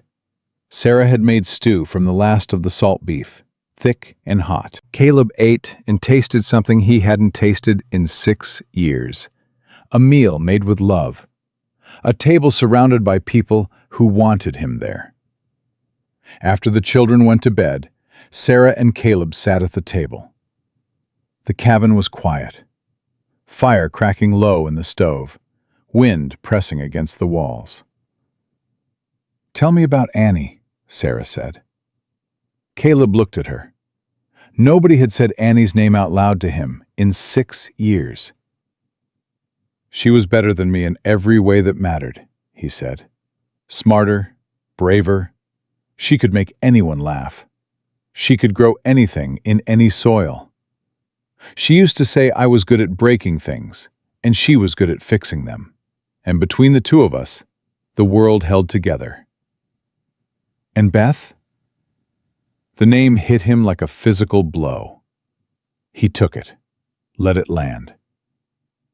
Beth was 4. She had Annie's eyes and my stubbornness. She'd follow me around the ranch all day, wanted to do everything I did. Saddle horses, mend fences, chop wood. She was too small for any of it, but she'd try anyway. His voice roughened. She used to grab my leg when I came home. Hold on so tight, say, "Papa, don't leave again," every time. Every single time. Like Sam. Yeah. Caleb pressed the burn scar. Like Sam. Sarah reached across the table, took his scarred hand in both of hers, ran her fingers over the ridges the way Annie used to. Caleb's breath caught. "I'm not asking you to replace Will," Sarah said quietly. "And I'm not asking you to forget Annie and Beth. But tomorrow, when we walk into that courthouse, I need to know something." "What?" "Are you fighting for us because we remind you of what you lost? Or are you fighting for us because of who we are?" Caleb looked at their hands, his burned, hers scarred. 2 people marked by what they'd lost. "3 days ago," he said, "I was fighting because you reminded me. Because Sam grabbed my leg and I saw Beth. Because your cabin looked like my cabin, and your children looked like the family I buried. And now? Now I'm fighting because Lucy sings hymns when she's scared. Because Jack sharpens a knife he'll never use because it was his father's, and that's all he has left. Because Clara tells a dog everything's going to be okay and means it. Because Rosie reached for me and I wanted to reach back. Because Sam drew a picture of a family and put me in it." He looked at Sarah. "And because you threw a book at a man's head in a general store and married him 3 weeks later. Because you've been fighting alone for 2 years and you haven't quit. Because you make cookies on Christmas Eve when the world's falling apart. Because your children deserve Christmas." Sarah's eyes filled. "I'm not fighting for ghosts anymore," Caleb said. "I'm fighting for you. All of you. Because you're worth it." Sarah leaned forward, kissed him. Quick, fierce, tasting like cinnamon and tears. Pulled back fast, looking scared and brave at the same time. "Don't die tomorrow," she whispered. "I'll do my best. That's not good enough. Then I won't die. How's that?" "Better." She almost smiled. Almost. "Good night, Caleb." "Good night, Sarah." She went to the bedroom. Caleb heard her check each child, heard her whisper to Rosie, heard her pull blankets over Sam, heard her stop at Lucy's bed and say, "I love you, baby," and Lucy's sleepy answer, "I love you too, Mama." Caleb sat alone at the table. The fire burned low. Tomorrow was Christmas.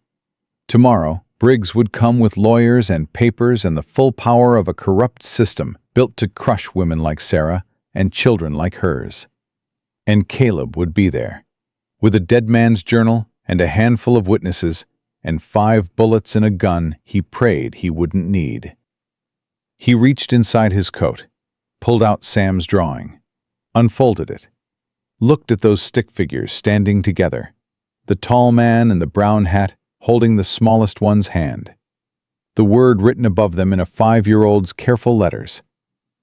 Family. He folded it back up, put it against his chest, held it there. 6 years ago, he'd lost his family to fire. Tomorrow, he'd fight for a new one. And this time, God willing, this time he wouldn't be too late. He checked his gun, 5 rounds, cleaned each one, loaded them back, holstered the Colt.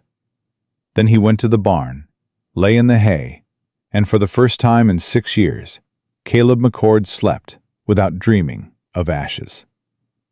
Christmas morning. Caleb dressed in the dark, his cleanest shirt, the one he'd torn strips from to bandage Sarah's head 4 days ago. What was left of it still looked decent enough for a courthouse. He strapped on the Colt, checked the 5 rounds, closed his eyes for one breath, opened them. He walked to the cabin. The door was already open. Sarah stood in the kitchen, dressed in a dark blue dress he hadn't seen before. Her hair was pulled back tight. Her jaw was set. She looked like a woman walking into battle, which is exactly what she was. "Mama's wearing her wedding dress," Clara announced from the table where she was eating porridge.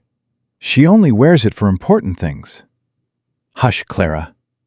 It's true. She wore it when Papa died, and she wore it when we buried him, and now she's wearing it to fight the bad man. I think that's brave."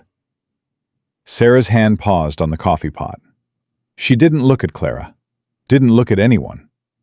She just stood there for a second, holding the pot, breathing. "It's the nicest thing I own," she said quietly. "That's all." Lucy came down from the loft holding Rosie, both of them dressed. Rosie in a white gown that was too small and too thin for December, but clean. Lucy had tied a ribbon in the baby's hair. "She should look pretty for Christmas," Lucy said, "even if Christmas is a courthouse." Jack appeared last. He'd put on his father's coat. It was 3 sizes too big, hung past his hands, dragged on the floor. But he wore it like armor. Will Calloway's coat on Will Calloway's son, walking into the fight. Will Calloway didn't live to finish. "Take that off," Sarah said. "You'll trip." "No, ma'am." "Jack." "Papa would have worn it. I'm wearing it." Sarah opened her mouth, closed it. Her eyes shone. She turned away fast, poured coffee, set it on the table with a hand that shook just enough for Caleb to see. Sam was already at the door, boots on, standing straight. He looked up at Caleb with those brown eyes that had seen too much for 5 years. "I'm ready," Sam said. "Ready for what, buddy?" "To tell them about the big man, about what he did to Papa." The kitchen went silent. Sarah set the coffee pot down hard. "Sam, we talked about this. You're not testifying." "But Mama..." "No, absolutely not. He hurt Papa. I saw it. Nobody else saw it. If I don't tell, nobody knows." "I know, baby, and that's enough." "It ain't enough." Sam's voice was small but fierce. The fierceness of a boy who'd been silent for 2 years and was done being silent. "Papa always said the truth matters even when it's scary. He said that. I remember." Sarah knelt in front of her son, took his face in both hands. Her chin was trembling. "Your papa was right. The truth does matter. But you're 5 years old, Samuel, and I won't let you stand in front of the man who killed your father and relive the worst day of your life. I'm not scared anymore, Mama. I am. I'm scared enough for both of us." Sam put his hands over his mother's. Mr. Caleb said people only threaten when they're scared. He said the big man is scared of us. If the big man's scared of us, maybe I don't have to be scared of him. Sarah looked at Caleb. Her eyes said, "Help me." Her eyes said, "Don't you dare help him." Her eyes said, "I'm losing this argument with a 5-year-old, and I know it." "We go to the courthouse," Caleb said carefully. "We see how it plays. If we don't need Sam, he doesn't speak. If we do need him, you decide. Nobody else. You." Sarah stared at him for a long time. Then she nodded once, stood, smoothed her wedding dress. "Let's go," she said. They rode into town together, all 7 of them. Sarah on her mare with Rosie bundled against her chest. Lucy and Clara doubled on the old draft horse. Jack rode behind Caleb on Scout, his father's coat bunched up around his waist so it wouldn't tangle in the stirrups. Sam sat in front of Caleb, tucked inside his coat, warm against his chest. Pepper ran alongside, tongue out, tail up, the only member of the family who seemed happy about any of this. The town was quiet, Christmas quiet. Smoke rose from chimneys. A few families were already at church. The courthouse sat at the center of Main Street, 2 stories, stone and timber. The flag hung limp in the cold, but the street wasn't empty. Hank Prescott stood at the courthouse steps, Sunday coat, hat in hand, shotgun leaning against the railing beside him. When he saw Sarah, he straightened, nodded once. The nod of a man who'd finally decided to stop running from his conscience. Beside Hank stood Doc Cornelius Shaw, 62 years old, white coat, medical bag, hands trembling but eyes clear.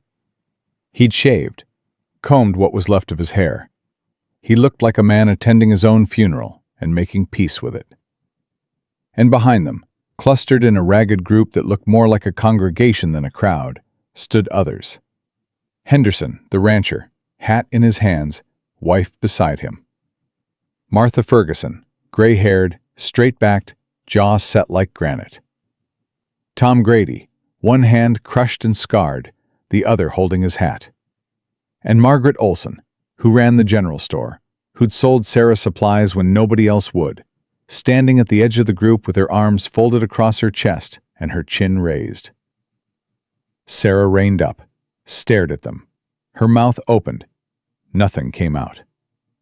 Hank stepped forward. "We're here, Sarah. Should have been here 2 years ago.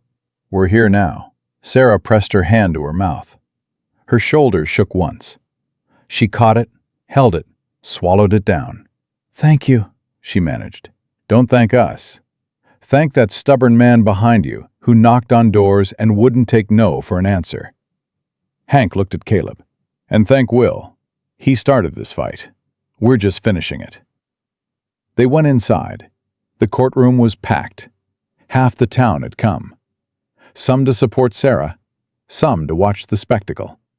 Most just to see what happened when a widow finally faced the man who'd been crushing her. Judge Harlan Briggs sat behind the bench. Silver hair, black robes, the careful posture of a man who controlled everything in his line of sight.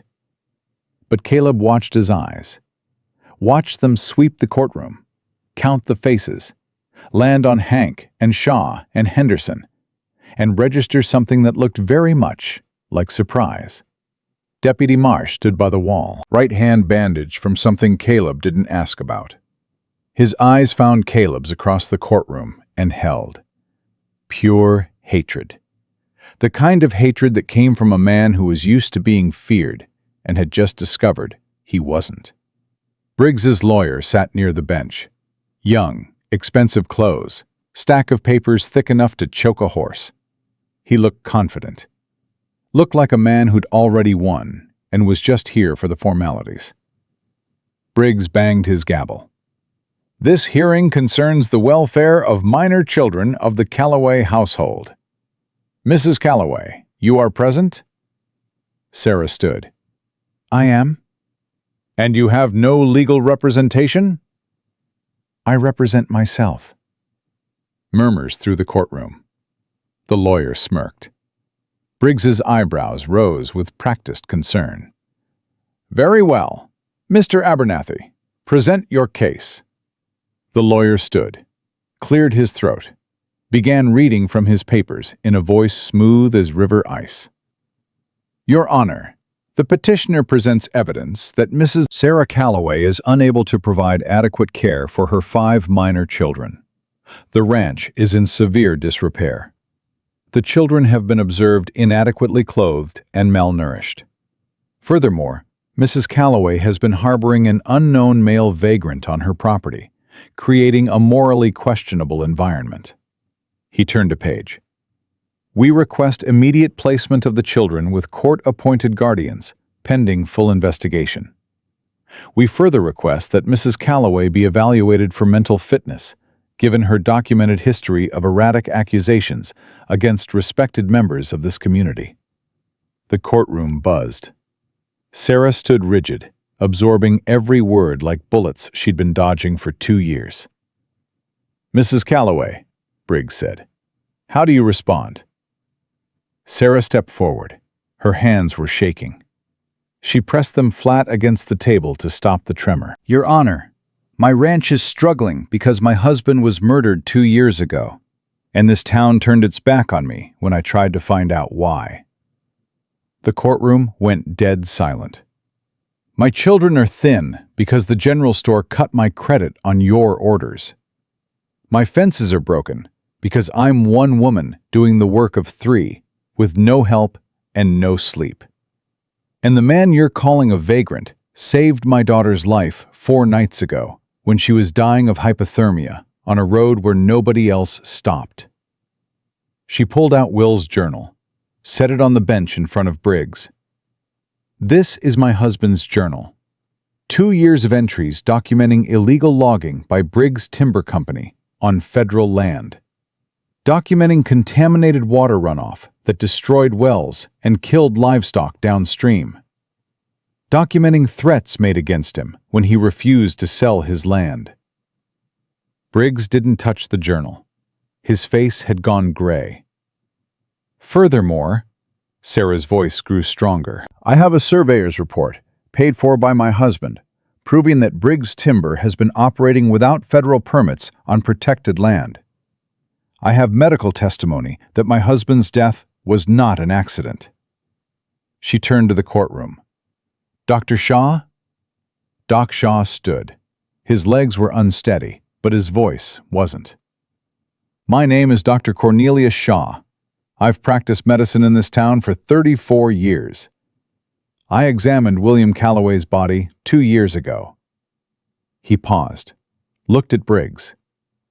"I was instructed to record the cause of death as exposure following a riving accident. I did so under duress." The courtroom erupted. Briggs hammered his gavel. "The truth," Shaw continued, raising his voice above the noise, "is that William Calloway sustained a wound to the back of his skull inconsistent with a horse throw. The wound was caused by a blunt instrument, a rifle butt or similar weapon. William Calloway was struck from behind before he ever fell from that horse." Briggs's gavel was useless. People were on their feet, shouting, some angry, some vindicated. 2 years of whispers turning into roars. "Order!" Briggs slammed the gavel until his hand was red. "This is a custody hearing, not a murder trial." "Then let's talk about custody." Sarah's voice cut through the noise like a blade. "Let's talk about why you filed this petition 3 days after I refused your last offer on my land. Let's talk about why your deputy came to my home with 5 armed men on Christmas Eve. Let's talk about why every family in this valley who spoke against your timber company suddenly lost their credit, their contracts, their standing in this town." Hank Prescott stood. "I can speak to that, Your Honor." His voice shook, but held. "I saw the runoff from the timber operation. Gray water pouring into the creek. I told Sheriff Dawson. He told me to keep quiet. I've been keeping quiet for 2 years because you hold my mortgage, and you threatened to take everything I have." Henderson stood next. Our barn flooded last spring from that runoff. Lost 2 horses. My children drink water that smells like mud." Martha Ferguson stood. "My well's been poisoned since the clear-cutting started. I've been hauling water from the creek like an animal." One by one, person after person, standing up, saying out loud what they'd been whispering for 2 years. The courtroom filled with voices, with anger, with 2 years of silence breaking apart. Briggs's face was the color of ash. His gavel sat useless in his hand. His lawyer was flipping through papers, looking for something, anything, that could stop what was happening. "This is a circus," Briggs said. His voice had lost its authority. It came out thin, desperate. "None of this testimony is relevant to the custody matter." "It's all relevant." A new voice from the back of the courtroom. Every head turned. A man stood in the doorway. Tall, trail dusty, federal badge on his coat. Behind him, 2 more men with badges. "U.S. Marshal Robert Aldridge, Territorial Office, Helena." He walked down the aisle with the slow certainty of a man who had all the authority he needed, and knew it. "I received correspondence 9 days ago from Dr. Cornelius Shaw regarding suspicious death and environmental destruction in this jurisdiction. I've been investigating for the past week." Briggs stood up. "Marshal, this is a local matter." "It was local. It became federal when your timber company started logging protected federal land without permits. And it became a murder investigation when Dr. Shaw's medical evidence reached my office." Aldridge stopped in front of the bench. "Judge Briggs, I've reviewed the surveyor's report, the medical records, the financial transactions between your timber company and county officials. I've interviewed workers from your operation. 3 of them have given sworn statements describing illegal logging, bribery, and witness intimidation." The courtroom was so quiet, Caleb could hear Clara whispering to Pepper. "I'm placing Briggs Timber Company under federal seizure," Aldridge said. "All operations ceased immediately. I'm also recommending that the territorial governor remove you from the bench pending criminal investigation." Briggs's hands gripped the edge of the bench. His knuckles went white. He looked around the courtroom at faces that had feared him yesterday, at people who'd been silent because he controlled their wages, their mortgages, their lives. At a town that was finally looking at him and seeing what Sarah Calloway had seen for 2 years. He looked at Sarah last. This woman in her wedding dress, standing straight, 5 children behind her, the journal of a dead husband in her hands, and the truth in her voice. "The custody petition is dismissed," Briggs said. The words came out hollow, empty, the sound of a man watching his empire collapse. Sarah's knees buckled. Caleb caught her, held her up. She grabbed the table with one hand and his arm with the other, and stayed standing through sheer will. "Mama?" Emma's voice. Not Emma. Lucy. Lucy's voice. "Mama, did we win?" Sarah turned to her children, all 5 of them. Lucy holding Rosie, Jack in his father's coat, crying now, not hiding it, just letting the tears fall. Clara with Pepper in her arms, grinning so wide her face couldn't contain it. And Sam, standing at the front, looking up at his mother with those brown eyes that had carried a secret for 2 years and finally set it down. "Yeah, babies," Sarah whispered. "We won." The courtroom broke open, people rushing forward, hands extended, hugs offered. 2 years of silence turning into 2 minutes of grace. Margaret Olson reached Sarah first, pulled her into an embrace so tight Sarah gasped. "I'm sorry," Margaret whispered. "I should have done more." "I should have said something." "You sold me flour when nobody else would," Sarah said. That was enough. That was everything. Hank Prescott was crying. Standing in the middle of the courtroom, 68 years old, arms like iron, weeping like a child. Doc Shaw put a hand on his shoulder. Two old men who'd carried guilt for 2 years, finally letting it go. Marshal Aldridge approached Sarah. "Mrs. Calloway, I'll need the journal and surveyor's report for evidence. You'll receive them back after the investigation concludes. Take whatever you need. Your husband was a brave man. He documented everything. Without his records, we'd have nothing." "He was the bravest man I ever knew," Sarah said. "He just ran out of time." Aldridge looked at Caleb. "And you, McCord, former Texas Ranger?" "Long time ago. Shaw mentioned you in his letter. Said a stranger showed up and put the pieces together. Said you stood between Mrs. Calloway and 5 armed men on Christmas Eve." "I just fixed some fences." Aldridge almost smiled. "If you ever want to wear a badge again, come to Helena. Territory needs men who fix things. I'm done with badges, but I appreciate it." Briggs left through his chambers. Marsh followed. Both men broken. Aldridge's deputies went after them. There would be warrants, arrests, trials. The machinery of real justice turning slow, but turning. They walked out of the courthouse into Christmas sun. The street was full of people now. Word had spread the way it does in small towns, fast as fire, impossible to contain. People who hadn't been at the hearing came running. People who'd avoided Sarah for 2 years found the courage to look her in the eye. Clara tugged Caleb's hand. "Mr. Caleb, it's Christmas. Do we still get cookies?" "Yeah, Clara. You still get cookies."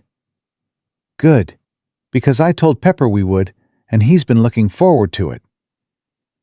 They rode home together, all 7 of them, the same way they'd come, but different. Lighter, like something that had been pressing down on all of them for years, had finally lifted just enough to breathe. The ranch looked the same, broken in places, patched in others. The barn Caleb had fixed, the fences he'd reset, the woodpile he'd built. Not perfect, not whole, but standing. Sarah dismounted, stood in the yard, looked at her home like she was seeing it for the first time. "Will built this," she said quietly. "Every board, every nail. He'd work all day and come in at sunset with sawdust in his hair and say, 'One more room for one more baby.' And I'd tell him 5 was plenty, and he'd say, 'One more wouldn't hurt.' And I'd throw something at his head." She laughed, the first real laugh Caleb had heard from her. It sounded like water running free after a long freeze. "He'd be proud of you," Caleb said. "He'd be proud of all of us." They had Christmas, real Christmas. Cookies from last night's baking, coffee with sugar, a luxury Sarah had been saving. Clara sang carols. Jack carved a wooden star with his father's knife and put it on the windowsill. Lucy told Rosie the Christmas story, making up half of it, but getting the important parts right. Sam sat in Caleb's lap at the table, not under it, at it, eating cookies, drinking warm milk, talking. Talking more than he'd talked in 2 years. About the horses, about Pepper, about the snow, about nothing and everything. The way children talk when they finally feel safe enough to make noise. After the children fell asleep, Sarah and Caleb sat on the porch. The night was cold and clear. Stars beyond counting. The kind of sky that made you feel small and enormous at the same time. "What happens now?" Sarah asked. "Aldridge investigates. Briggs goes to trial. The timber company gets shut down. The town recovers." "I meant with us." Caleb looked at her. She was looking at the stars, not at him, but he could see her pulse in her throat, could see the way her hands twisted in her lap. Nervous for the first time since he'd met her. "What do you want to happen?" he asked. "I want you to stay, but I'm not going to ask. Because if you stay out of pity or guilt, or because my children remind you of your daughter, it'll poison everything eventually. You have to stay because you want to. Because this is where you belong. Not because of what you lost, but because of what you found. Caleb reached inside his coat, pulled out Sam's drawing, the stick figures, the word above them, family. He unfolded it, set it on the railing between them. 4 days ago, I was a dead man riding a tired horse through the snow. No purpose, no direction, no reason to be alive except I was too stubborn to stop breathing. And now? Now your 8-year-old daughter told me I have kind eyes. And your 11-year-old son showed me where the good pine is. And your 13-year-old daughter sang hymns while she saved her baby sister's life. And your 3-year-old reached for me. And your 5-year-old grabbed my leg in the snow and called me back from the dead. He took her hand. And you pointed a rifle at me and told me to get out. And then you baked cookies in your wedding dress and kissed me in a barn and fought a judge on Christmas with nothing but your husband's journal and the truth. Sarah's eyes were bright. She didn't blink, didn't look away. I'm not staying because you remind me of Annie, Caleb said. Annie's gone. Beth's gone. I'll carry them forever, but I can carry them and still be here. I can love what I lost and still love what I found. Is that what this is? Sarah's voice was barely a whisper. Love? I don't know what else to call it. 4 days ago, I was a ghost. Now I'm sitting on a porch on Christmas night with a woman who threw a book at a man's head and 5 children who saved my life by needing me to save theirs. If that ain't love, I don't know what love is. Sarah leaned into him, put her head on his shoulder. He put his arm around her, held her there, felt her breathing slow, felt the tension she'd been carrying for 2 years finally start to release. Will would have liked you, she said. Will would have punched me for kissing his wife. Probably. Then he would have shook your hand and told you to take care of us. I intend to. I know. She lifted her head, looked at him. Caleb. Yeah? Merry Christmas. Merry Christmas, Sarah. She kissed him, slow this time, not quick and fierce like the barn. Slow and certain, and full of something that neither of them had expected to feel again. The kind of kiss that doesn't promise perfection, just promises showing up, day after day after day. When she went inside, Caleb sat alone on the porch. His hand found the burn scar one last time. He traced the ridges, the map of everything he'd lost. But then he reached into his coat and touched Sam's drawing, the map of everything he'd found. He left the scar alone after that. Spring came slow to Montana that year. The snow held on through February, through March, started melting in April, stubborn as the woman who owned the ranch it covered. But it melted. It always does. By May, the ranch looked different. New fence posts, straight and strong. Barn roof patched solid. Garden planted, first green shoots pushing through dark soil. A second cow in the pen, bought with money from the Territorial Compensation Fund that Marshall Aldridge had established for families damaged by Briggs timber. Hank Prescott came out every Saturday, taught Jack real blacksmithing. The boy's arms were filling out, his hands growing into the work, his face losing that desperate tightness that had lived there since his father died. He still carried Will's knife, but he didn't sharpen it every night anymore. Didn't need to. Doc Shaw checked on the family monthly. Rosie was growing fast, healthy, loud, fearless. She called Caleb K-Cub because she couldn't manage the L, and he answered to it every time. Lucy turned 14 in April. Sarah baked a cake. Clara decorated it with wildflowers. Jack carved a wooden horse for his sister, clumsy but made with love. Lucy held it like it was gold and said, "Thank you, Jack," in a voice that cracked, and Jack looked away fast, but smiled when he thought nobody was watching. Clara had taught Pepper 4 new tricks and was working on a 5th. "He can almost read," she told Caleb with absolute seriousness. "I just need more time." And Sam talked now. Talked constantly. To Lucy, to Jack, to Clara, to Rosie, to Pepper, to the horses, to the chickens Sarah had bought in March, to anyone and anything that would listen. 2 years of silence pouring out in an endless river of words, questions, stories, observations. 5-year-old wisdom delivered with the confidence of someone who'd learned that his voice mattered. One evening in late May, Caleb was fixing a hinge on the cabin door when Sam walked up, stood beside him, watched him work. "Mr. Caleb." "Yes, Sam?" "Can I ask you something?" "You're going to, whether I say yes or not. You're just like Clara that way." Sam grinned. Then his face went serious, the way it did when he was about to say something that mattered. "Lucy calls you Mr. McCord. Jack calls you Caleb.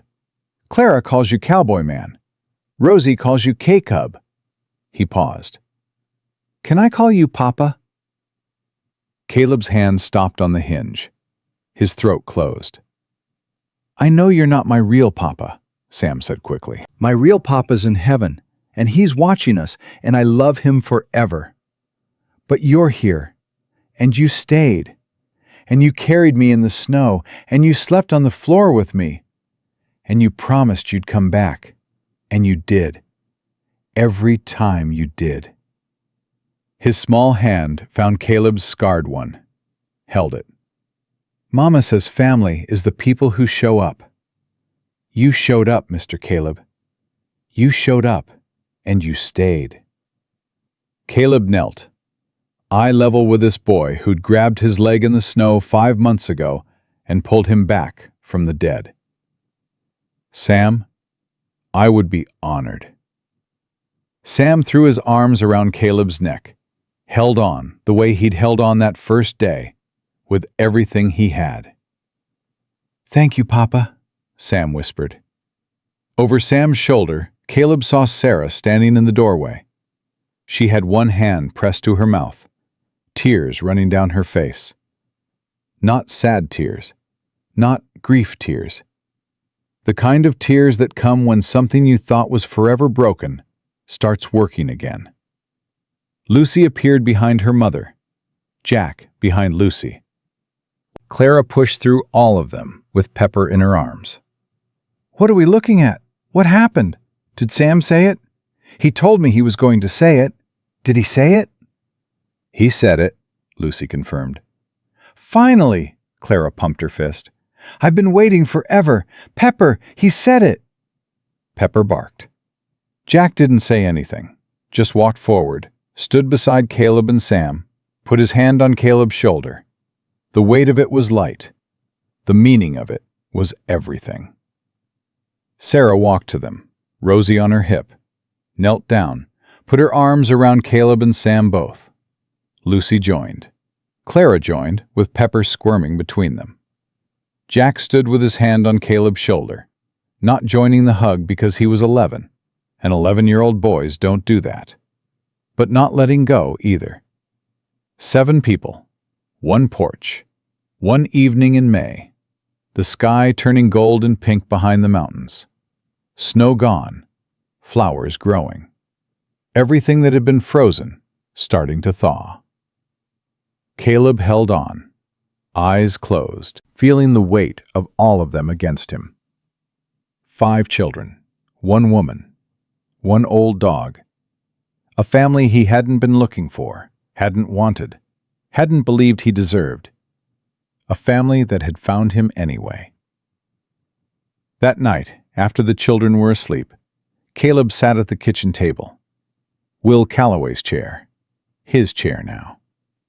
Sarah was beside him, mending one of Jack's shirts, humming a carol Clara had taught her. He pulled the burn scar into the lamplight, looked at it. The ridges, the valleys, the map of everything he'd lost. Then he reached into his coat pocket and pulled out the wooden doll he'd been carving for Beth 6 years ago. the one he'd never finished. He'd carried it every day since the fire. Across territories, through winters, through 7 weeks of silence and 6 years of grief. He set it on the table, picked up Jack's carving knife, and for the first time in 6 years, he started carving again. "What's that?" Sarah asked softly. "Something I started a long time ago, For someone I loved very much. Are you finishing it?" Caleb carved one slow stroke. The wood curled away, clean and pale and new. "Yeah," he said. "I'm finishing it. For Rosie." Sarah set down the mending, put her hand on his arm. Didn't speak. Didn't need to. The lamp burned steady. The fire cracked low. Outside, the Montana night was wide and dark and full of stars. And Caleb McCord, who'd ridden into a snowstorm with 5 bullets and a dead heart, sat at a kitchen table, carving a wooden doll for a little girl who called him K-Cub, surrounded by a family he'd almost ridden past, in a home he'd almost never found. 6 years ago, he'd lost everything to fire. 5 months ago, a boy grabbed his leg in the snow. And now he was home, whole, found. Not because the grief was gone. It would never be gone. Annie and Beth lived in every stroke of the carving knife, in every ridge of the burn scar, in every breath he took. But grief and love could live in the same chest. Loss and hope could share the same heartbeat. A man could carry his dead and still hold his living. Caleb McCord had been 30 seconds too late once. Too late to save the family he'd built. But he'd been right on time for the family that built him. And he would never be late again.